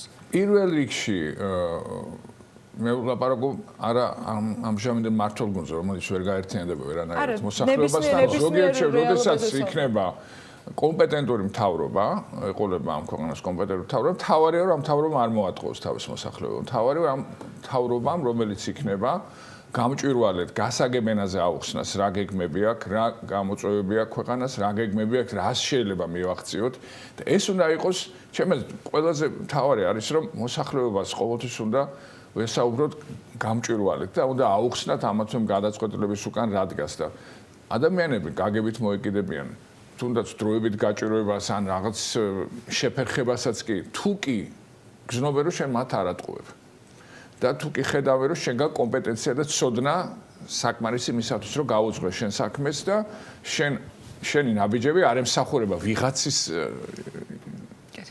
კეთილდღეობას თუ არა ყოველთვის ვიღაცის ინტერესების თუ სიამოვნების მინიჭებას ვიღაცისადმი არამედ ემსახურება ქვეყნის განვითარებას. მე მინდა დავუბრუნდე ერთ თემას, რომელზეც ჩვენ ბევრი გვაქვს ნასაუბრები, მაგრამ ის პოლიტიკურ ჭრილშიც ძალიან მნიშვნელოვანი თემაა, თემა ეხება confidence.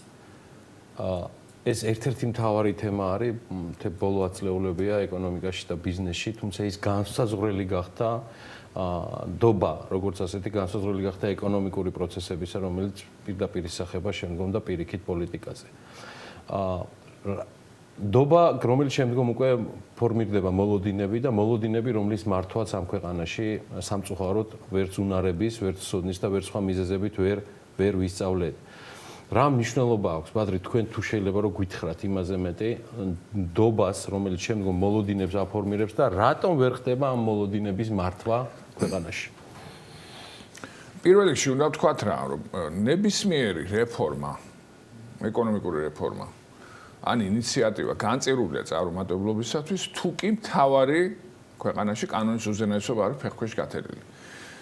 მილტონ ფრიდმანი მოგეხსენება ცნობილი ლეგენდარული ეკონომისტი, რომელიც თავდაპირველად საუბრობდა, რომ პრივატიზაციის მოწოდება ქონდა, რომ საბჭოთა კავშირი დაიშალა.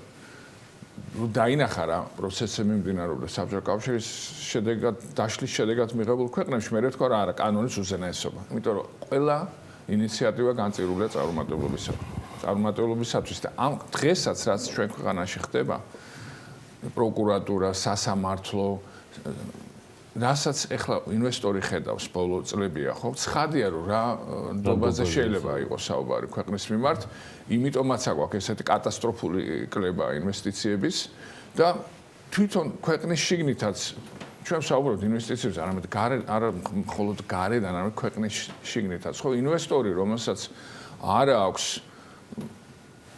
გარკვეული თუ რა მსახურება მთავრობის ინიციატივა არ აქვს პროგნოზირებადი ან თავარი პროგნოზირებადობა კიდევ ხო მნიშვნელოვანი ის ადამიანი ის ინვესტორი ცხადია თავს შეიკავებს რაიმე რისკიანი გადაწყვეტილებების მიღებისაგან და შესაბამისად ფულის დაბადებისაგან თავს შეიკავებს ამიტომ არის რომ ჩვენ გვაქვს ინვესტიციების კლება და რაც თავის ხრივ იწევს იმას რომ სამუშაო ადგილების შექმნა არ ხდება და რაც ყველაზე მთავარია კიდევ ინვესტიცია მხოლოდ ფული ხომ არ არის არა ინვესტიციას მოაქვს ტექნოლოგია მოაქვს წოდნა მოაქვს კულტურა ბიზნესის კეთების ამიტომ არის რომ უცხოური ინვესტიციების ახალისება არ არის მხოლოდ ფინანსური თანხების შემოდინება განსაკუთრებით როცა ჩვენ ვსაუბრობთ ინსტიტუციონალურ ინვესტორებზე თვითონ კომპანიები ძლიერდებიან მათი სადაც ხდება ინსტიტუციონალური ინვესტორების მიერ თანხის ჩადება თვითონ ეს კომპანიები გარდაიქმნებიან ხდებიან გამჭვირვალე ხდება მათი პერსონალის სოდნის ზრდა მე სხვებიც მათ ბაზამე და ასე შემდეგ ვერაფრით ვერ მოხერხდა ამ ქვეყანაში მაგალითად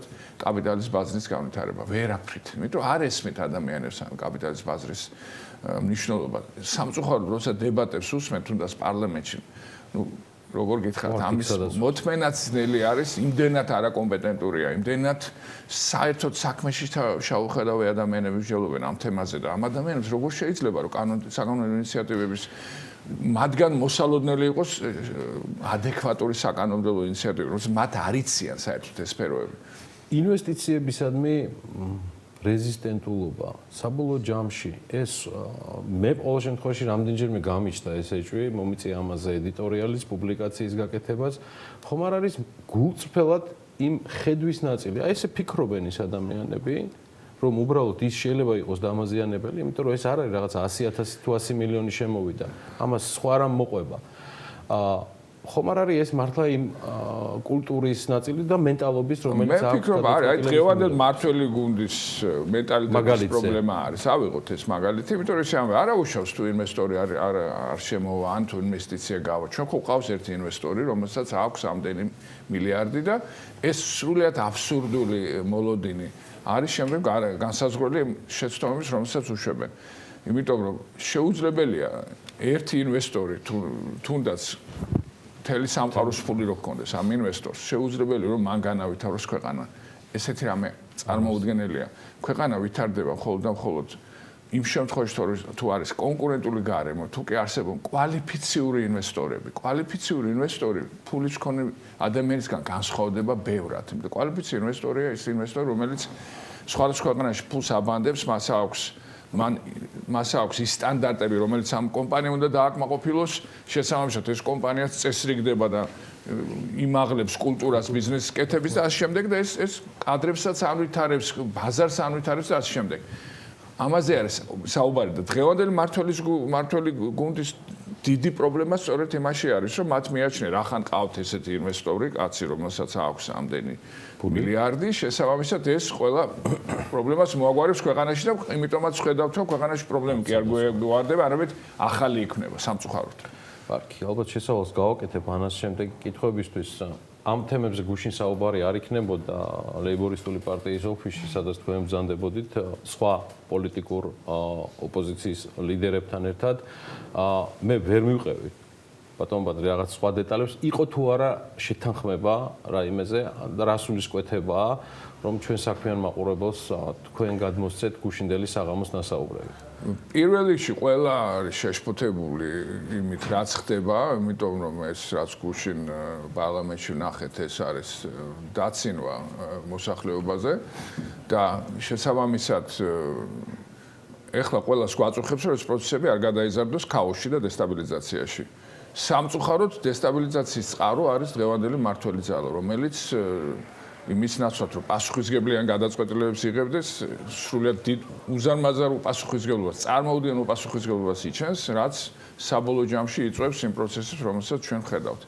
ეხლა მთავარია რომ ჩვენ შევძლოთ ყველამ ერთად დავდგეთ ჩვენ პარტიულ ინტერესებზე მაღლა, ქვეყანის ინტერესები დავაყენოთ პარტიულ ინტერესებზე და სოფხედო განსხვავებებზე მაღლა და ვთქვათ რომ პრიორიტეტი არის ქვეყნის მშვიდობიანი და დემოკრატიული განვითარება. ეს უნდა იყოს ყველასთვის პრიორიტეტი.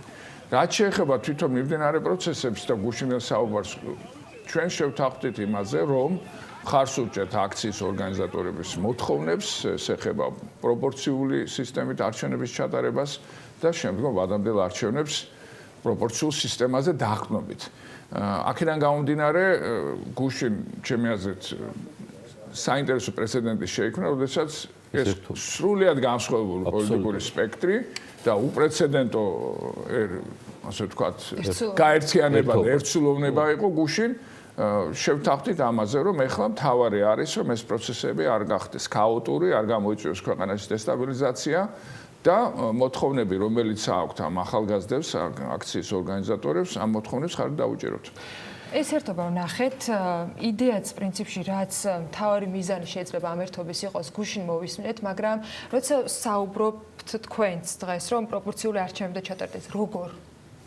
პროპორციული არჩევნები უნდა ჩატარდეს იმ შეთანხმების საფუძველზე, იმ ვალდებულების საფუძველზე, რომელიც აიღო ბიძინა ივანიშვილმა მოსახლეობის წინაშე და ეს კანონპროექტი არსებობს, აქ ყველა კანონპროექტი როცა ვსაუბრობთ, ან ეს ხო პროცესები არის, რომელიც კიდევ მოითხოვს რამდენიმე თვიან, აი რომ მივყვეთ დაახოთ ეს, რომ გუშინვე შეიტანეს იგივე დღეს პარლამენტში წარმოდგენილმა რამდენიმე დეპუტატით პარტია მირმა ინაშვილის ხელმძღვანელობით პროექტი, რომელიც იგივე შინაარსს დაახლოებით ემყარება, მაგრამ არსებული საკანონმდებლო რეგულაციების მიხედვით უნდა მოხდეს ისევ სახალხო განხილვები, უნდა წავიდეს ეს პროცესები, უნდა იყოს შემდეგ ისევ ის ხმების თვლა, როცა ველოდებით რა პოზიციას მიიღებს 113 საჭირო დეპუტატი და ასე შემდეგ. აი ეს პროცესები კიდევ ერთხელ იქნება თუ არა ამ პოლიტიკური სპექტრისთვის აქციის ორგანიზატორებისათვის ის რომ გადავადდეს კიდევ აქციები და შემდეგ ველოდოთ რა გადაწყვეტილებას მიიღებს 102 დღეს 158 დეპუტატი ყავს ორს უფლებამოსილება შეჩერებულია მივიღოთ მოლოდინი დროის როცა კენჭს უყრიან ამ პროცესს. აი როგორ ხედავთ, როგორ წარმოგიდგენთ იმის გათვალისწინებთ რომ თქვენ საუბრობთ რომ მნიშვნელოვანია სტაბილურობა და მნიშვნელოვანია იმისათვის რომ მივიდეთ თუნდაც ხელისუფლების გადაბარების ეტაპამდე ის რომ ქვეყანას არ შეექმნას პრობლემები. რაც შეეხება თვითონ პროცესის მართვას თუ კი შეთანხმება იქნება, რა თქმა უნდა ეს პროცესი არის აბსოლუტურად მართვადი და არც დროში არ გაიწელება. მთავარია რომ შეთანხმება მოხდეს და გააცნობიერონ იმ ადამიანებმა, რომელიც ის ადამიანები, ვინც მხარი არ დაუჭირან თავი შეიკავა, არსად არ მედიან, ისინი მანდატის მფლობელები არიან და ისინი ისევ დააჭერენ იმ წითელ ღილაკს ხელს, ან არ დააჭერენ არც ერთ ღილაკს ხელს და რა იცვლება? ისინი დააჭერენ იმ ღილაკს ხელს, რომელსაც მათ ეტყვით მათი ხელმძღვანელი. თუ მათი ხელმძღვანელი ეტყვით, რომ დააჭირე მწვანე ღილაკს, დააჭერე მწვანე ღილაკს. მათ უთხრეს, რომ წითელს დააჭირე და გააკეთეს ის, რაც გააკეთეს გუშინ. და რამ შეიძლება აიძულოს ის ხელმძღვანელი რომ ეს განცხადება რომელიც საჯაროდ ისე იყო ნათქვამი და მე შიგნით რა იყო ნათქვამი მე ვფიქრობ რომ ამ შემთხვევაში მზაობა საზოგადოების მზაობა პოლიტიკური სპექტრის რომ არ დათმონ და უпростоრეთ მოსთხოვონ პასუხი და მოითხოვონ იმ დაპირების შესრულება რომელიც იქნა გაცემული ისევე ახალგაზრდების და საზოგადოების პროტესტის შედეგად ამის მოთხოვნა იქნება ამის გარანტია. მოთხოვნა ისეთი, რომელიც არ გაქრება, რომელიც არ ჩაქრება, ეს უნდა იყოს გარანტია იმის, რომ მიხვდეს დღევანდელი უმრავლესობის ლიდერი, რომ აი ესეთი ტიპის თამაში საზოგადოებასთან არის ძალიან სახიფათო. პირველ რიგში ქვეყნისთვის, მერე მათთვის და მისთვის, ამიტომ ეხლა საჭიროა რომ დაინახოს ამ ადამიანმა, რომ ეს დადგმული სპექტაკლი ვერ შეასრულებს იმ როლს, რომ ადამიანებს შეიყვანოს შეცდომას და თითქოს უცებ მოხდა მაჟორიტარი დეპუტატების ამბოხება, რომელიც არასდროს არ ამბოხებიან არც ერთ თემაზე. არც ერთ ფორმაციაში. არც ერთ არაფერზე.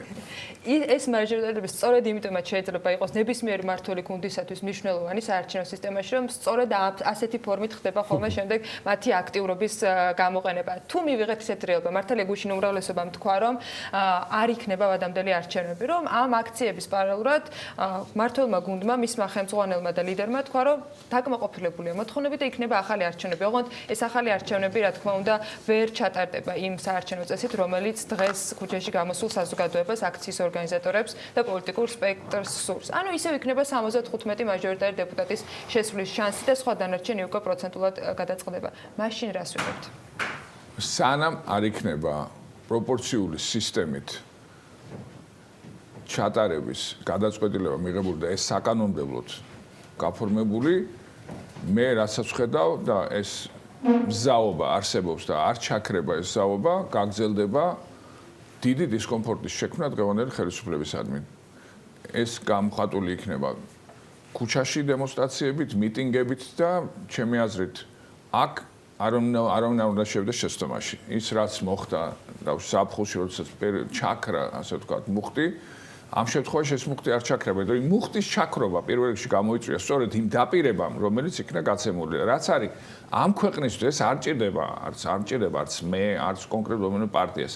ეს ჭირდება ქვეყანას იმისათვის რომ გამოვიდეთ ამ მოჯადოებული წრიდან. არჩევნებზე გადაწყვეტილებას ამორჩეული მიიღებს ეს არის. რა თქმა უნდა, ამიტომ ერთხელ და სამუდამოდ უნდა ვთქვათ, რომ რასაც ჩვენ ვითხოვთ, ეს არ არის ერთი რომელიმე პარტიის ან რომელიმე პოლიტიკური მოღვაწის სურვილი ან მისი ახირება. ეს არის ის აუცილებელი ნაბიჯი, რომელიც ქვეყანას გამოიყვანს იმ არამხოლოდ დაპირისპირებიდან ან იმ ტრული სიტუაციაა დღეს ესე ყველა ერთმანეთს დაპირისპირებულია, ქვეყანა ვერ ვითარდება, იმიტომ რომ არ არსებობს კონსენსუსი საზოგადოებაში, ერთხელ და სამუდამოდ უნდა ჩამოყალიბდეს აზრი იმასთან დაკავშირებით, რომ ქვეყნისთვის პრიორიტეტი არის მისი დემოკრატიული განვითარება. დემოკრატიული განვითარებისათვის აუცილებელია ეხლა შემდეგი არჩევნები იყოს პროპორციული სისტემით.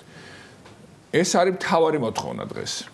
და ამ მოთხოვნას ვინც ხელს უშლის, ის ეწინააღმდეგება ქვეყნის განვითარებას და პრაქტიკულად ცდილობს რომ მოიპაროს ქვეყნის მომავალი. ამიტომ ამას საზოგადოება არ შეეგუება.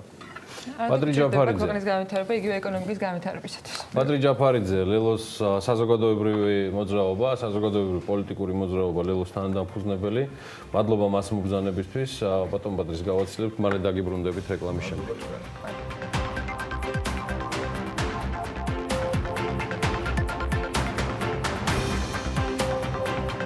ბიზნეს უფლებების ახლა დანიშნული დამცველის მიხელ დაუშვილის განცხადებით ბიზნეს ომბუდსმენის მთავარი მანდატი და პასუხისმგებლობა იყოს მთავარი მხარდამჭერი ბიზნეს უფლებების და კანონიერი ინტერესების დაცვის კუთხით. TBC ბანკის გენერალური დირექტორი ვახტანგ ბუცრიკიძე ქვეყნის ეკონომიკის ზრდის პროგნოზებზე საუბრისას ამბობს, რომ 2019 წლის და 2020 წლებში მოსალოდნელია, რომ ზრდა 4%-მდე იქნება წლიური ზრდის შენელების გათვალისწინებით მიმდინარე წლის მეოთხე კვარტალში და 2020 წლის პირველ ნახევარში, ხოლო 2020 წლის მეორე ნახევრიდან ეკონომიკა მოსალოდნელია, რომ 5%-იანი ზრდის მაჩვენებელს მიუახლოვდება. 2019 წლის სამ კვარტალში საქართველოში 3.4 მილიონი საერთაშორისო მოგზაური შემოვიდა, შარშანდელზე 4.6%-ით მეტი საქსტატის ცნობით, მოგზაურთა 41.6%, 31-დან 50 წლამდე ასაკისა. ამავე პერიოდში უცხოელი ვიზიტორების განხორციელებული ვიზიტისას გახარჯული თანხები 3.3 მილიარდ დოლარს გაუტოლდა, რაც 4.1%-ით მეტია წინა წლის ანალოგიურ მაჩვენებელზე. დეველოპერულმა კომპანიამ კვადრატმა 35 მილიონი დოლარის ობლიგაციების ემისიაზე განაცხადა. კომპანია მომხმარებელს უკვე მე-6-ე დაძლევს საშუალებას დააბანდოს თავისუფალი ფინანსური სახსრები ობლიგაციებში. მაღალმთიანი დასახლებების უშუქო დარჩენის სოფლებში მზის ელექტროსადგურები მონტაჟდება. რეგიონული განვითარების და ინფრასტრუქტურის სამინისტროს ინფორმაციით 97 სოფლის 207 ოჯახში სპეციალური სისტემების მონტაჟი სექტემბრიდან დაიწყო. საქართველოში სათემო ინტერნეტის ქსელების ევროპული სამიტი გაიმართება ღონისძიებას 14-15 ნოემბერს მასპინძლებს. Food management ჯგუფი უახლოეს მომავალში მომხმარებლებს სწრაფი კვების ობიექტებს არა მხოლოდ თბილისში, არამედ ტალინში შესთავაზებს. სხვა სწრაფი კვების ობიექტებისგან განსხვავებით, აქ წარმოდგენილი იქნება ყველა ძირითადი ქართული კერძი, შენარჩუნებული იქნება ქართული ავთენტური გემო და რაც მთავარია, ადაპტირებული იქნება სწრაფად მისართმევად.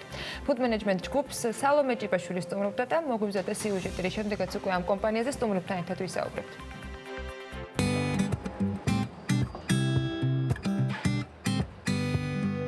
2011 წლისთვის დავიწყეთ უკვე მოხდით ამ ინდუსტრიაში.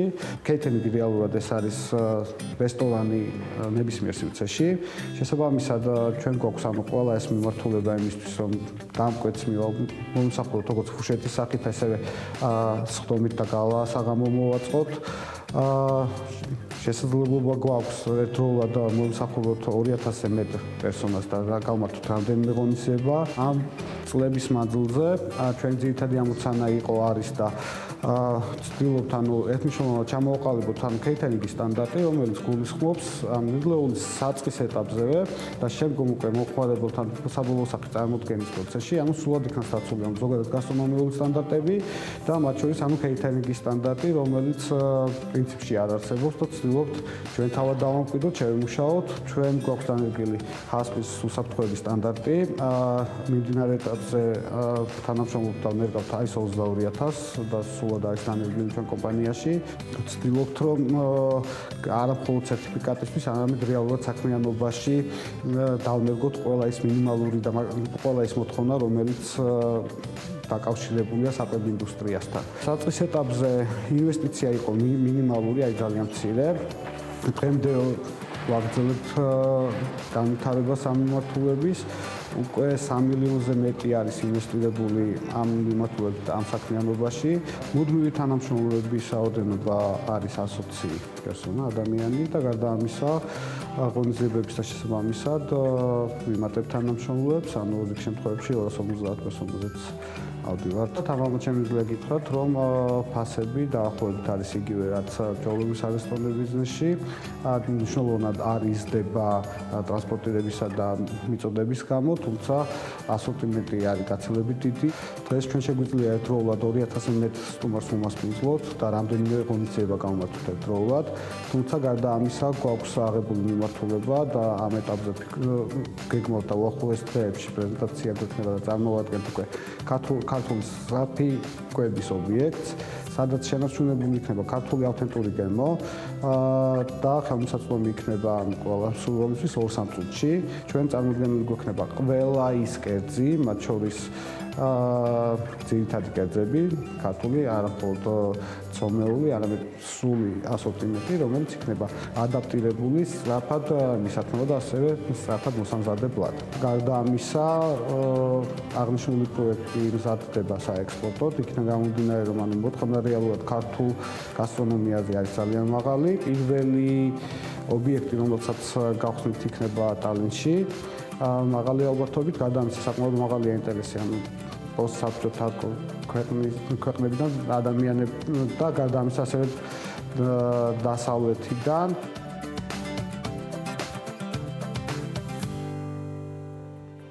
Food management-ის გეგმებზე უნდა გავაგრძელოთ საუბარი და სტუდიაში food management გრუპის დამფუძნებელი და კრეატიული დირექტორი შემოგვერთდნენ დატო ზარანდია და ლიკა კარტოზი არიან ჩვენთან ერთად დილომშტობის მოგესალმებით. მადლობა გადაცემაში მობრძანებისთვის. ტალენით დავიწყოთ თუ ადგილობრივად? არა, მოდი საქართველოთი დავიწყოთ, ვიდრე ტალენამდე მივართ და ეს იყოს დაგვირგვინება. დღეს რა მასშტაბის კომპანიას წარმოადგენს food management-ი, რომელსაც საკმაოდ საინტერესო ისტორია აქვს და საკმაოდ ბევრი წელი სხვადასხვა მიმართულებით მუშაობდა. დღეს დაახლოებით რა მოცულობის კომპანიას წარმოადგენთ? მოგესალმებით. კვლავ. ამ ეტაპისთვის კომპანიის ყოველწლიური ბრუნვა შეადგენს 5 მილიონზე მეტს. ერთდროულად ვემსახურებით რამდენიმე ღონისძიებას ყოველდღიურად. არის შემთხვევები, როდესაც 6-7 ღონისძიება პარალელურ რეჟიმში მიმდინარეობს და სტუმრების ჯამური მოცულობა არის 2000-მდე. გარდა ამისა, მართვაში გვაქვს აღებული რამდენიმე სარესტორნო ქსელი და ვეხმარებით მათი საქმიანობის წარმატებით განხორციელებაში, ანუ სრულად მართავს ჩვენი კომპანია, ყველა მიმართულებით, როგორც გასტრონომიული, ასევე მართვის თვალსაზრისით. გარდა ამისა, როგორც მოგახსენეთ, ანუ მუშაობთ საფი კვების ქსელის მიმართულებით და ჩვენ ვცდილობთ ამ ეტაპზე დავნერგოთ ანუ სრულადეს კეიტერინგის სტანდარტი დავხვეწოთ მომსახურება, რაც არის ერთ-ერთი მნიშვნელოვანი პრობლემა დღეს საქართველოში და ამ მიმართულებით გვაქვს ანუ ჩვენი გასტრონომიული სკოლა, სადაც ანუ მაქსიმალურად დიდი რუდუნებით ვარჩევთ შესაბამის კანდიდატებს და ვცდილობთ გამოვითაროთ და შემოუერთდეთ ჩვენ გუნდს. ქალბატონიკა ძალიან გვეხმარება. რა ვიცი რომ გუნდი ეტაპურად გაიზარდა და საკმაოდ დიდი არის დღეს. დაახლოებით რამდენ ადამიანს შეადგენს და რა მოცულობის თქვა ღონისძიების ერთდროულად მასპინძლობა შეგიძლიათ? ამ ეტაპზე 120 თანამშრომელი გვყავს მუდმივ შტატში. ღონისძიებებს და პარალელურად ანუ მიმართებთ როგორც უგახსენეთ თანამშრომლებს პერიოდულად. რაც შეეხება მასშტაბებს 2000 პერსონამდე სტუმარს იქიდან გამომდინარე რომ ჩვენ კეიტერინგის ყველა მიმართულება მოცული გვაქვს. გვაქვს როგორც ფურშეტები, ასევე გალასაღამოები, გვაქვს ბარბეკიუ ფართები ან ღონისძიებები. შესაბამისად პარალელურ რეჟიმში 2000 ადამიანს ერთი დღის მანძილზე სრულად ვემსახურებით, გვაქვს სრული აღჭურვილობა. გარდა ამისა, მაქსიმალურად ვცდილობთ დავნერგოთ თანამედროვე ტენდენციები და ინოვაციური პროექტები, ანუ ჩვენს მომხმარებელს დამკვეთს, ანუ სამდეში უწყობთ ზუსტ ღონისძიების სქემას და ვაჩვენებთ თუ როგორი იქნება მათი ღონისძიება. აქედან გამომდინარე, კომპანიისთვის ძალიან მნიშვნელოვანია ამ მიმართულებით განვითარება და ამ სტანდარტების დანერგვა. ვფიქრობთ, რომ მიმდინარე პერიოდში, როდესაც კორპორატიული ღონისძიებები განსაკუთრებით მოთხოვნადი არის, შევძლოთ და მოვახერხოთ 3000 პერსონამდე გავზარდოთ ერთდროულად. აი თქვენ ახსენეთ რამდენჯერმე რომ მომსახურების დახვეწის ასე ვთქვათ პროცესში ხართ მომსახურე რა ნაწილში, მაგათ მე მინახავს როდესაც გავსი მომსახურების მიღება უნდა და ერთ-ერთ კომპანიას რომ თქვენ ახსენეთ 3D-ში ვაჩვენებთ. მე მინახავს შავ-თეთრი პრინტერით ამობეჭდილი აი ეს ფურცელზე, როგორი იქნება ვთქვათ მათი შეკვეთა და მენიუას შემდეგ. ანუ რა ნაწილშია დასახვეწი აი ეს მომსახურებები, რომელსაც მათ შორის არა მარტო თქვენ, სხვა კომპანიებიც დავალდებენ ბაზარს. რა არის იცით food management group-ი არის კომპანია, რომელიც ატარებს მარტო მაღალი ხარისხის გასტრონომიულ მიღებებს. რაც ეხება ინოვაციას, რაც არის ჩვენ კომპანიაში, არავითარ შემთხვევაში ჩვენ არა გვაქვს უკვე მომზადებული მენიუები, რაც ახსენეთ თქვენ მაღლა. ანუ ჩვენ თანამშრომლობთ ინდივიდუალურად ჩვენ მომხმარებელთან. ვართ დეტალებზე ორიენტირებულები და ყოველთვის ვზრუნავთ ჩვენ მომხმარებელზე. მივდივართ ყოველთვის ლოკაციაზე. ლოკაციაზე მისვლისთანავე მოდის ემოცია, ანუ უხსნით და კონსულტაციას უწევთ მათ იმაში, შეიძლება ადამიანს რაღაცა წარმოდგენილი ქონდეს და უნდა რომ ყველაზე ბედნიერი დღე იყოს ისეთი, რომელიც არის მაგის წარმოსახვაში, მაგრამ ჩვენ უნდა გავაკეთოთ ყველაფერი, რომ ის წარმოსახვა უფრო მაგარი იყოს რეალობაში, ვიდრე მაგას აქვს წარმოდგენილი. და ნახეთ, ანუ უყურებთ ლოკაციას, აუცილებლად ვეხმარებით იმ ლოკაციის შესაბამისად მენიუს აწყობაში, მაგას აუცილებლად ჭირდება გასტრონომიული განათლება და პროფესიონალების ჩართულობა. ასევე ვუგეგმავთ სწორად ლოკაციას, იმიტომ რომ იქ არის აუცილებლად გასათვლელი სწორი გასტრონომიული სვლები. რა იქნება უფრო ეფექტური, როგორ იქნება უფრო ეფექტური მომსახურე პერსონალის, ანუ ამ შემთხვევაში მიმტანების მუშაობა. რამდენად ეფექტური იქნება ის მენიუ, რომელიც უნდა იყოს დახურულ ლოკაციაზე, ღია ლოკაციაზე, გააჩნია როგორი სტუმრები მოდიან, გააჩნია მაგას რამდენად გრძელვადიანი არის ეს ღონისძიება. ამას ყველაფერს უნდა ცოდნა და როცა ამას ყველაფერს სწორად გეგმავ, არ აქვს მნიშვნელობა რამდენი ღონისძიება გექნება ერთ დღეს. მთავარია სწორად მენეჯმენტურად გათვალო ეს ბაზარი განვითარებული, რამდენად არსებობს კონკურენცია ამ მიმართულებით და რამდენად არის მომხმარებელი დღეს ასეთი სტანდარტის მომთხოვნი, როგორც ეს თქვენს თავაზობთ. წინა წლებს თუ გადავხედავთ, ცოტა განსხვავებულობა იყო, ფაქტი რომ ვიზრდებით ვერ მიმართულებით, მაგრამ დღეს რა სიტუაციაშია, დღეს რა ბაზარზეა თქვენი კომპანია წარმოდგენილი? როგორ ბაზარზე? მე ვფიქრობ, რომ ჩვენ ვართ ლიდერები ამ მიმართულებით, ამ ეტაპზე. რაც ეხება საერთოდ ქართულ გასტრონომიას, ყოველთვის იყო პრობლემა მაგის, იმიტომ რომ ქართულ გასტრონომიას უნდა მოარგო ევროპული გასტრონომია, იმიტომ რომ უნდა მოარგო ხასიათს, უნდა მოარგო ასევე მომსახურებას და ასე შემდეგ. რაც ეხება კეითერინგის მომსახურებას, აუცილებლად დასალაგებელია მთლიანად ქვეყანაში დასალაგებელი, იმიტომ რომ არ არის სწორი. უნდა იყოს აუცილებლად საწარმო, სადაც მუშაობენ კვალიფიციური კადრები, რომლებიც იცავენ ყველანაირად სურსათის უნებლობის სტანდარტს. ასევე ძალიან მნიშვნელოვანია თვითონ ტრანსპორტირება ამ საკვების რამდენად დაცული. ეს ყველაფერი უნდა იცოდეთ.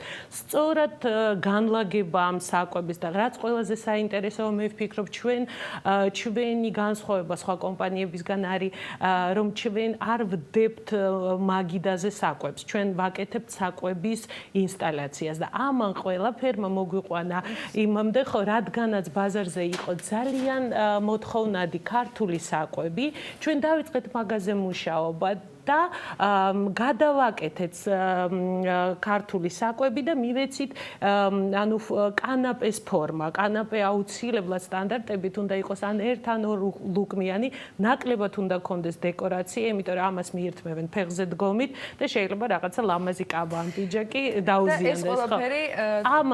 ეს ყველაფერი გათვლილია, ასევე თვითონ დადებაც გათვლილია, იმიტომ რომ არის ნიუანსები, როცა მოკლედ გათვალისწინებული.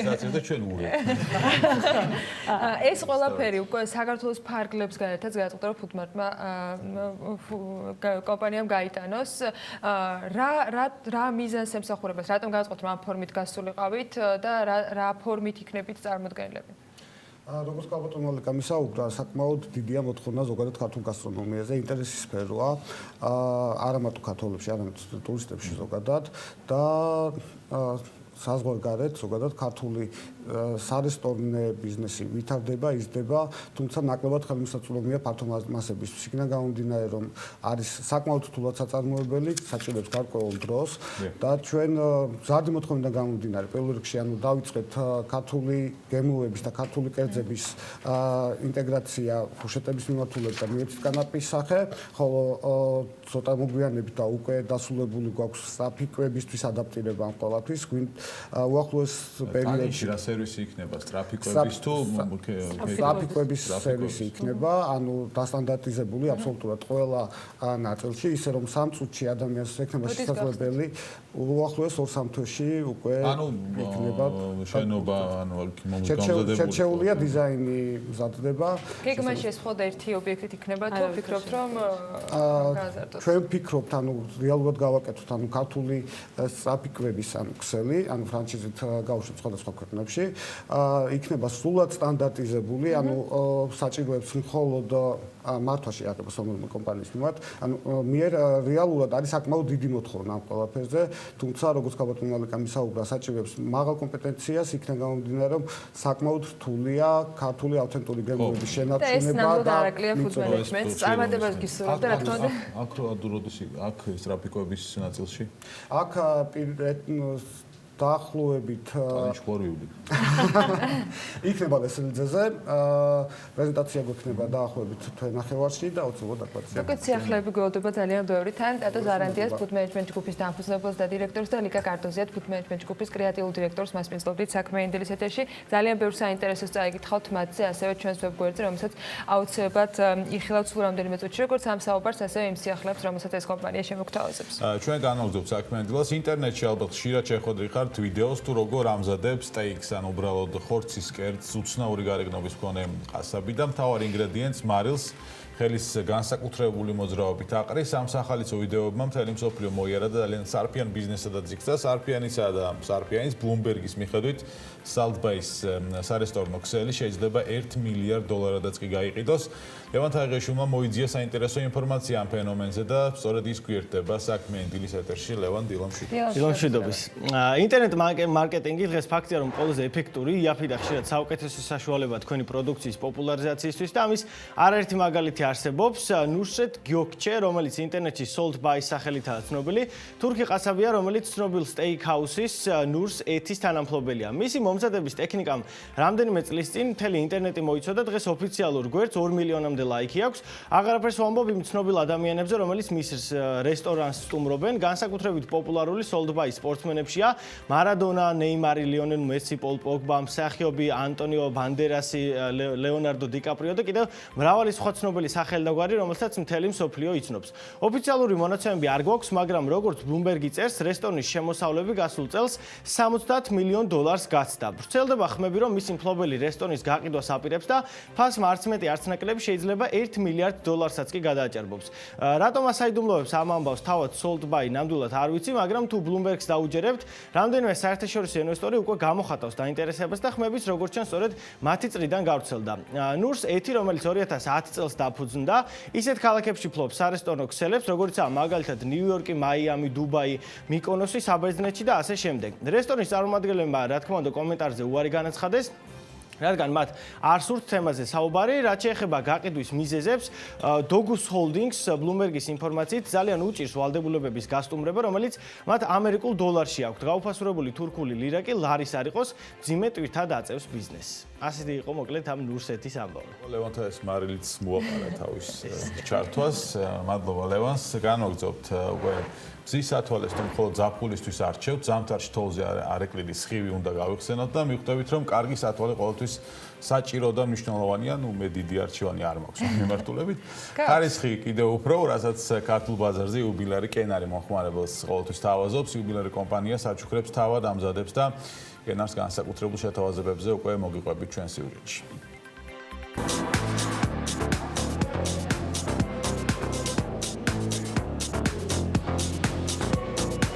15 წელი ქართულ ოპტიკურ ბაზარზე. კომპანია კენარი 15 წლის იუბილეს აღნიშნავს. საკუთარ დაბადების დღეს კენარი მომხმარებელს City Mall-ში გახსნილი ახალი ფილიალით და სპეციალური შეთავაზებით ხვდება.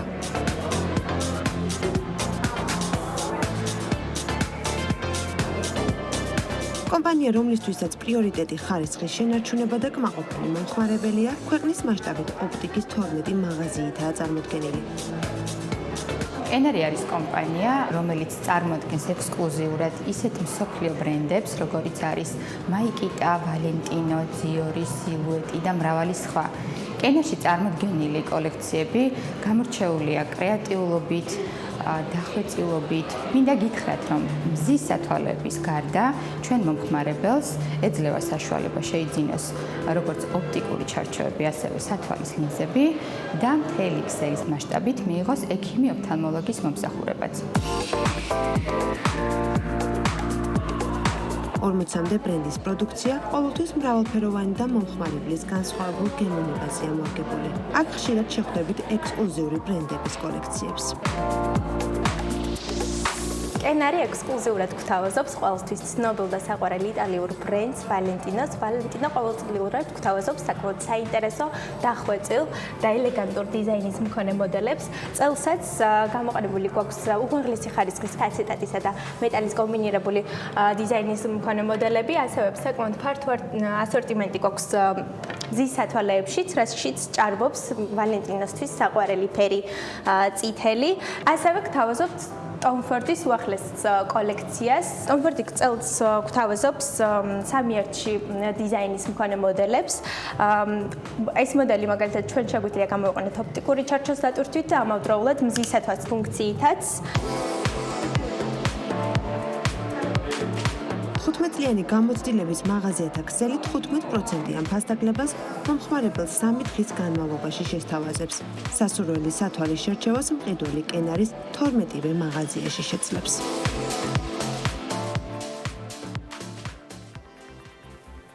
როგორ შევარჩიოთ სასურველი სათვალი დეტალებში უკვე კენარის ახალი მაღაზიიდან გვანცა ბერუკაშვილი გაგვარკვევს. გვანცა დილა მშვიდობისა.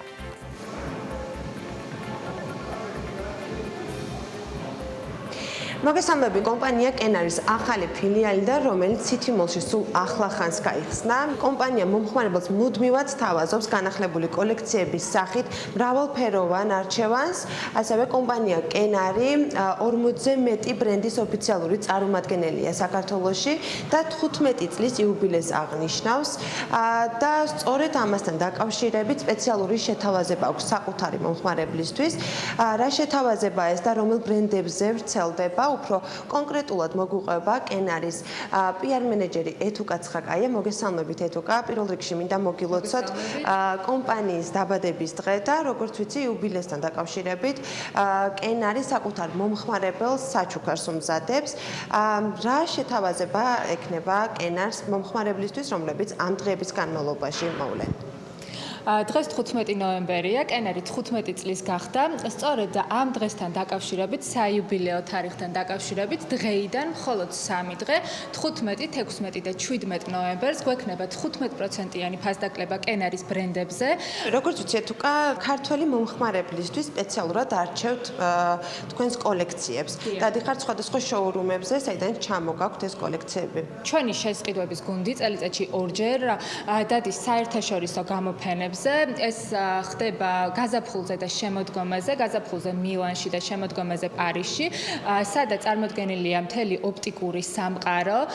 იქ ხდება კოლექციების პრეზენტირება და შემდგომ უკვე შერჩევა ჩვენი მომხმარებლისთვის. დავათვალიეროთ თან რა პროდუქცია გაქვთ თქვენს მაღაზიათა ქსელში წარმოდგენილი და ბრენდები, რომელსაც წარმოადგენს კენარი.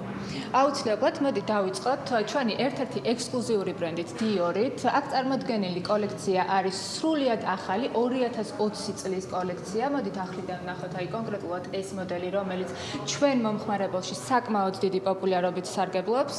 გვანცა მოდი თქვენც მოიზომეთ რომელიმე მოდელი, აი მაგალითად ვფიქრობ ეს მოუხდება თქვენი სახის ფორმას.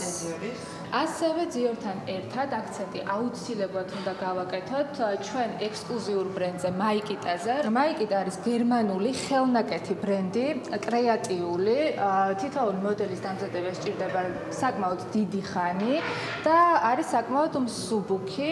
ესეც არის მაიკიტას უახლესი კოლექციიდან და ასევე აუცილებლად უნდა გავაკეთოთ აქცენტი სილუეტზე. სილუეტი არის ჩვენი ექსკლუზიური ბრენდი. სილუეტი არის საკმაოდ მსუბუქი სათვალე, ანუ ერთ-ერთი ყველაზე მსუბუქი სათვალე. ოპტიკურ სათვალეებზეც გაქვთ? რა თქმა უნდა, ჩვენ გვაქვს წარმოდგენილი სილუეტის ოპტიკური სათვალეების კოლექციაც. ეს კოლექციაც არის სრულიად ახალი 2020 წლის. მოდით ეს მოდელი ვნახოთ განსაკუთრებით, იმიტომ რომ განსხვავდება სხვა მოდელებისგან, არის არასტანდარტული ფორმის და ძალიან ლამაზი არის პირადად მე ძალიან მომწონს. არ შემიძლია არ კითხოთ მოდასთან დაკავშირებით. რა არის წელს მოდაში, როგორი სათვალეები? აუცილებლად უნდა აღვნიშნოთ ის, რომ მოდაში არის ის, რაც გვიხდება. ანუ სათვალე არ არის მხოლოდ და მხოლოდ აქსესუარი, სათვალე არის სამშვენისი, რომლის გაკეთების შემდგომაც თავს უნდა ვგრძნობდეთ კომფორტულად. აქედან გამომდინარე, პირველ რიგში უნდა გავითვალისწინოთ ეს სათვალის შერჩევის პროცესში. ჩვენთან ასევე წარმოდგენილია როგორც ვიწრო ფორმები, ასევე oversized სათვალეებიც და მაგალითად აი ეს მოდელი ძიორის, ეს არის oversized, აი ამ სტილის მოდელები არის საკმაოდ მოდაში წელს. ძალიან დიდი მადლობა ეთუკა, წარმატებებს გისურვებთ. მე უკვე შევარჩიე სილუეტის სათვალე და მომხმარებელს შევახსენებ, რომ კომპანია კენარი 15 წლის იუბილესთან დაკავშირებით 3 დღის განმავლობაში მომხმარებელს სპეციალურ შეთავაზებას სთავაზობს 15%-იანი ფასდაკლება, როგორც მზის, ასევე ოპტიკურ სათვალეებზეც მოქმედებს. მადლობა გვანცას, წარმატებები კენარს და რა თქმა უნდა, ვლოცავთ იუბილეს. ჩვენ კი სარეკლამო პაუზა გველდება და სულ რამდენიმე წუთში ელენე კვანჩილაშვილის ანალიტიკა იწყება საქმიანელის ეთერში.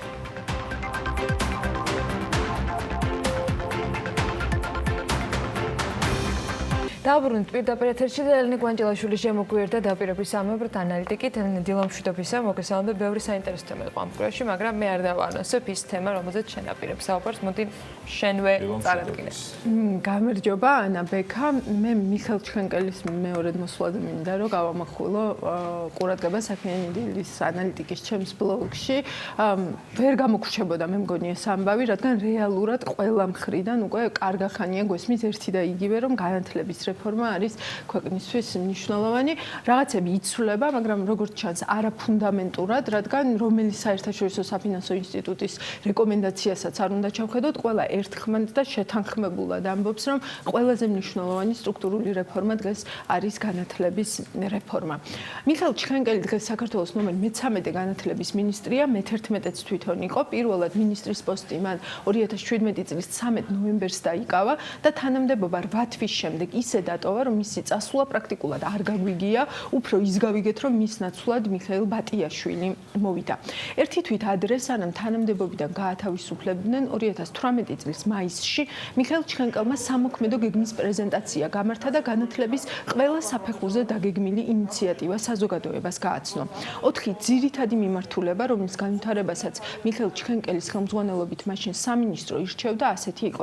ზოგადი განათლება, აქ სხვა პრეზენტაციებთან შედარებით სიახლე იყო კონკრეტული პროექტი ევრიკა, რომელიც სკოლების საგანმანათლებლო პროცესში უნივერსიტეტების ჩართულობას გულისხმობდა და სოფლის სკოლების კონცეფცია, რომელიც მათ კულტურულ საგანმანათლებლო ცენტრებად ჩამოყალიბებას გულისხმობდა და საბავშვო ბაღს, სკოლას, კოლეჯს, ბიბლიოთეკას, სპორტულ და შემოქმედებით კლუბებს გააერთიანებდა. კიდევ ერთი მიმართულება, უმაღლესი განათლება იყო. რეფორმის მიზანი, როგორც მაშინ ამას ჩხენკელი განმარტავდა, იყო თანამშრომლობის გაღრმავება საერთაშორისო სამეცნიერო ფონდებსა და ორგანიზაციებთან, Horizon 2020, Cost Action, Academia Europaea, CERN-ი.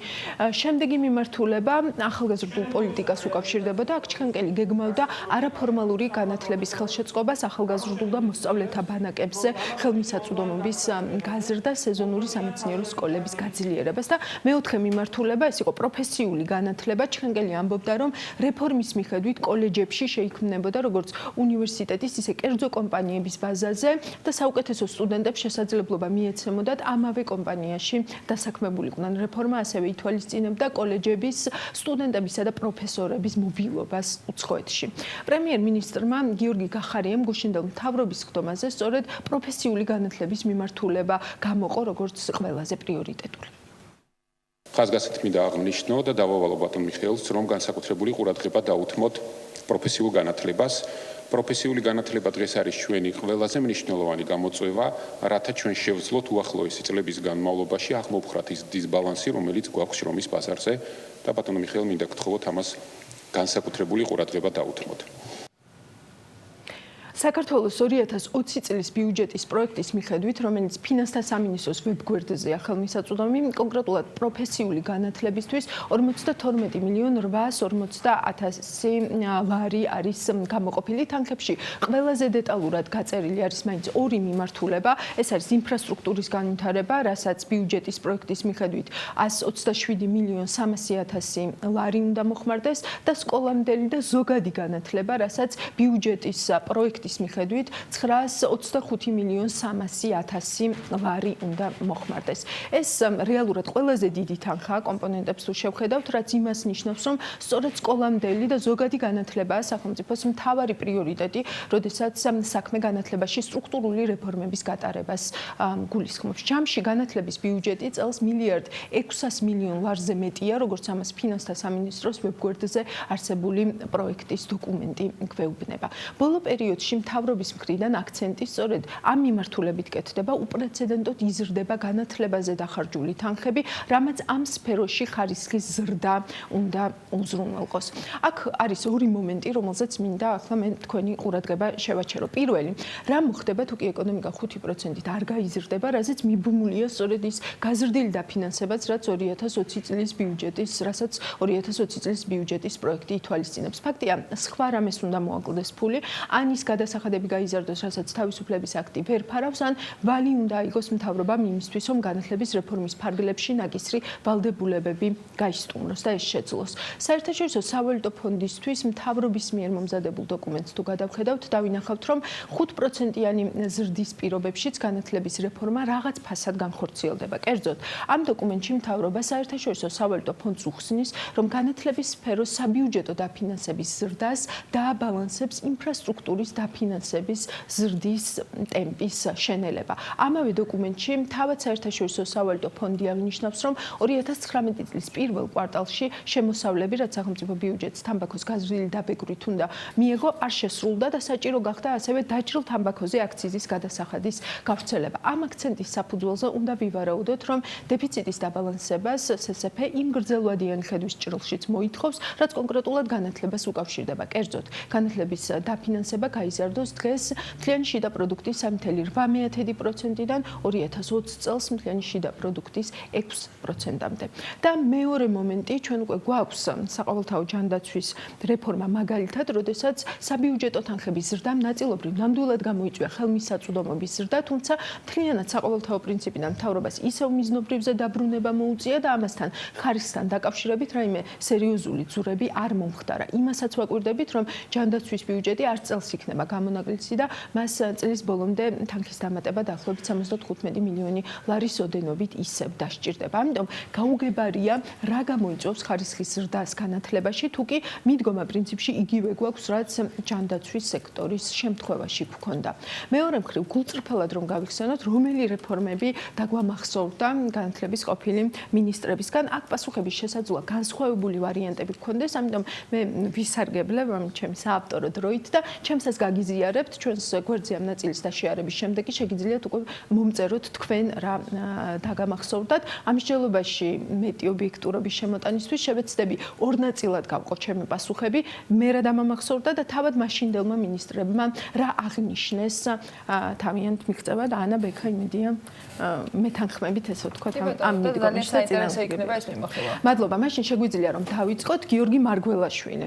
მე დამამახსოვრდა აგრარული უნივერსიტეტის ავტორიზაცია აკრედიტაციის თემა, ავტორიზაციის შეჩერება უნივერსიტეტისთვის და მოგვიანებით სტუდენტების პროტესტის ფონზე მიღებული გადაწყვეტილების შეცვლა, რა გამოყო თავად მარგველაშვილმა სისტემის დეპოლიტიზაცია და პედაგოგთა სოციალური მიდგომარეობის გაუმჯობესება, სასკოლო ავტობუსების პროგრამა, უფასო სახელმძღვანელოების პროგრამა, უმაღლესი განათლების სფეროში განხორციელებული რეფორმა, რომლის ფარგლებშიც მოხდა უნივერსიტეტების სტატუსის შეცვლა და გახსოვთ თქვენ ისინი არასამეწარმეო, არაკომერციული იურიდიული პირიდან საჯარო სამართლის იურიდიულ პირად გადაკეთდნენ.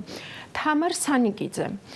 მე დამამახსოვრდა აუდიტორია 115-ის მასშტაბური პროტესტი, რომელიც თვითმმართველობის არსებული რეფორმის ცვლილებას ითხოვდა, რადგან მათი თქმით უნივერსიტეტებში ეგრეთ წოდებული ODR-ების ინსტიტუტი ისევ არსებობდა და ხელისუფლება უნივერსიტეტის საქმიანობაში ერეოდა.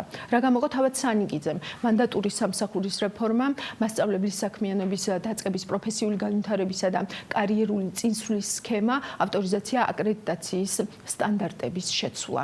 ალექსანდრე ჯეჯელავა მე და მამაქსორდა ეგრეთ წოდებული ვაშლების პროექტი, სკოლებში დიდ შესვენებებზე მწვანე ვაშლების დარიგების ინიციატივა, რომელიც სხვათა შორის ჯეჯელავას შემცველმა მინისტრმა მიხეილ ჩხენკელმა აღარ გააგრძელა.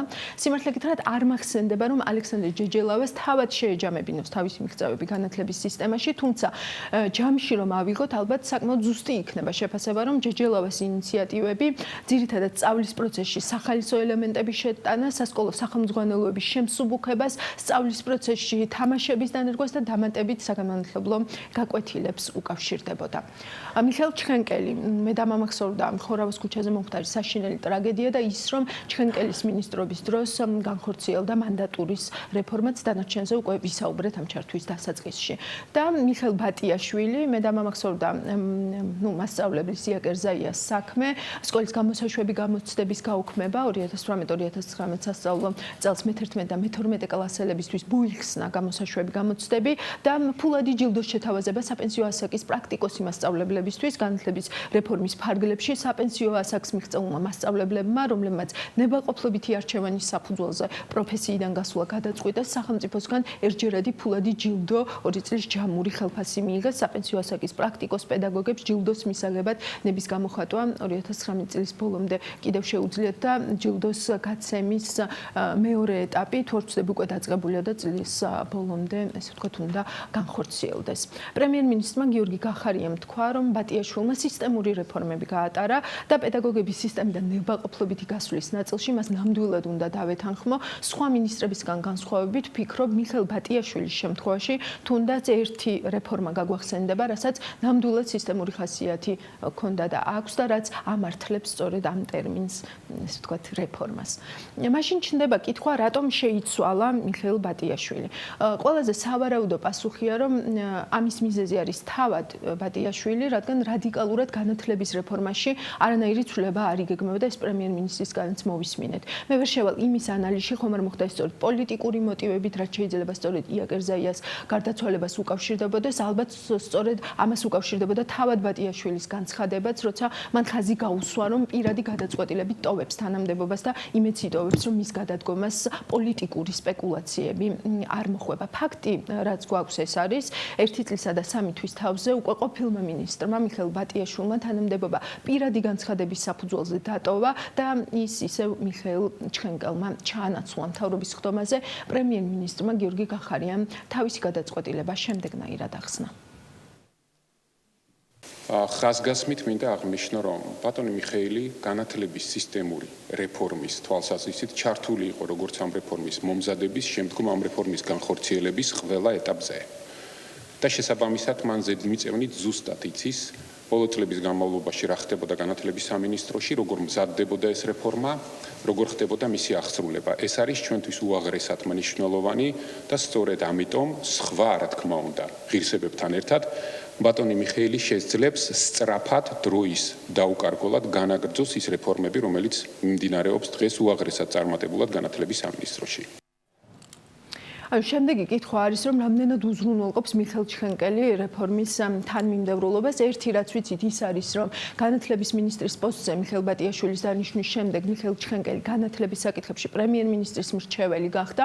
ამ ნაწილში ალბათ უნდა ვთქვათ, რომ როგორც თავის დროზე დღეს უკვე ყოფილმა პრემიერ-მინისტრმა მამუკა ბახტაძემ თქვა, გიორგი გახარიას კაბინეტი ამ მიმართულებით რეალურად ბახტაძის ჩარჩოთი სარგებლობს. თუმცა ჩანს, მხოლოდ ჩარჩო საქმეს ვერ შველის.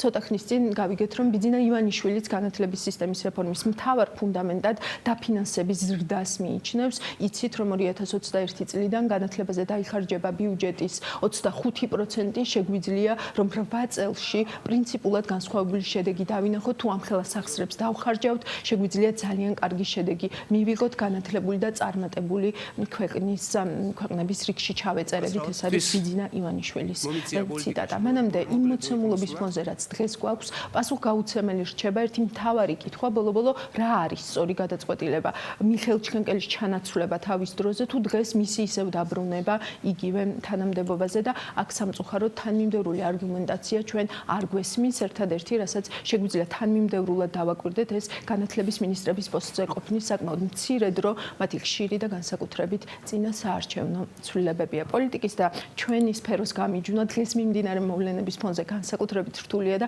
მე კი არა ბიზნესის წარმომადგენლებიც ვერ იკავებენ უკვე თავს პოლიტიკური ფონის ეკონომიკისა და ბიზნესის სფეროს საკითხებზე გავლენის ხაზგასმისგან იმედი მაქვს საავტორო სულისკვეთების მაგრამ მაინც საკმაოდ სრული სურათი ვაჩვენეთ დღეს მაყურებელს იმასთან დაკავშირებით თუ როგორია განათლების რეფორმის ხაზი განათლების რეფორმა ეს კიდევ ცალკე განსახილავ ამ სიტყვას შეთანხმებას ბევრი შინაარსი მოყვება ხოლმე და არა ხშირად ისეთი შემთხვევები როგორც მაგალითად წინა მინისტრების დროს ან თუნდაც უკვე დღეს მოქმედი მინისტრს გვინახავს.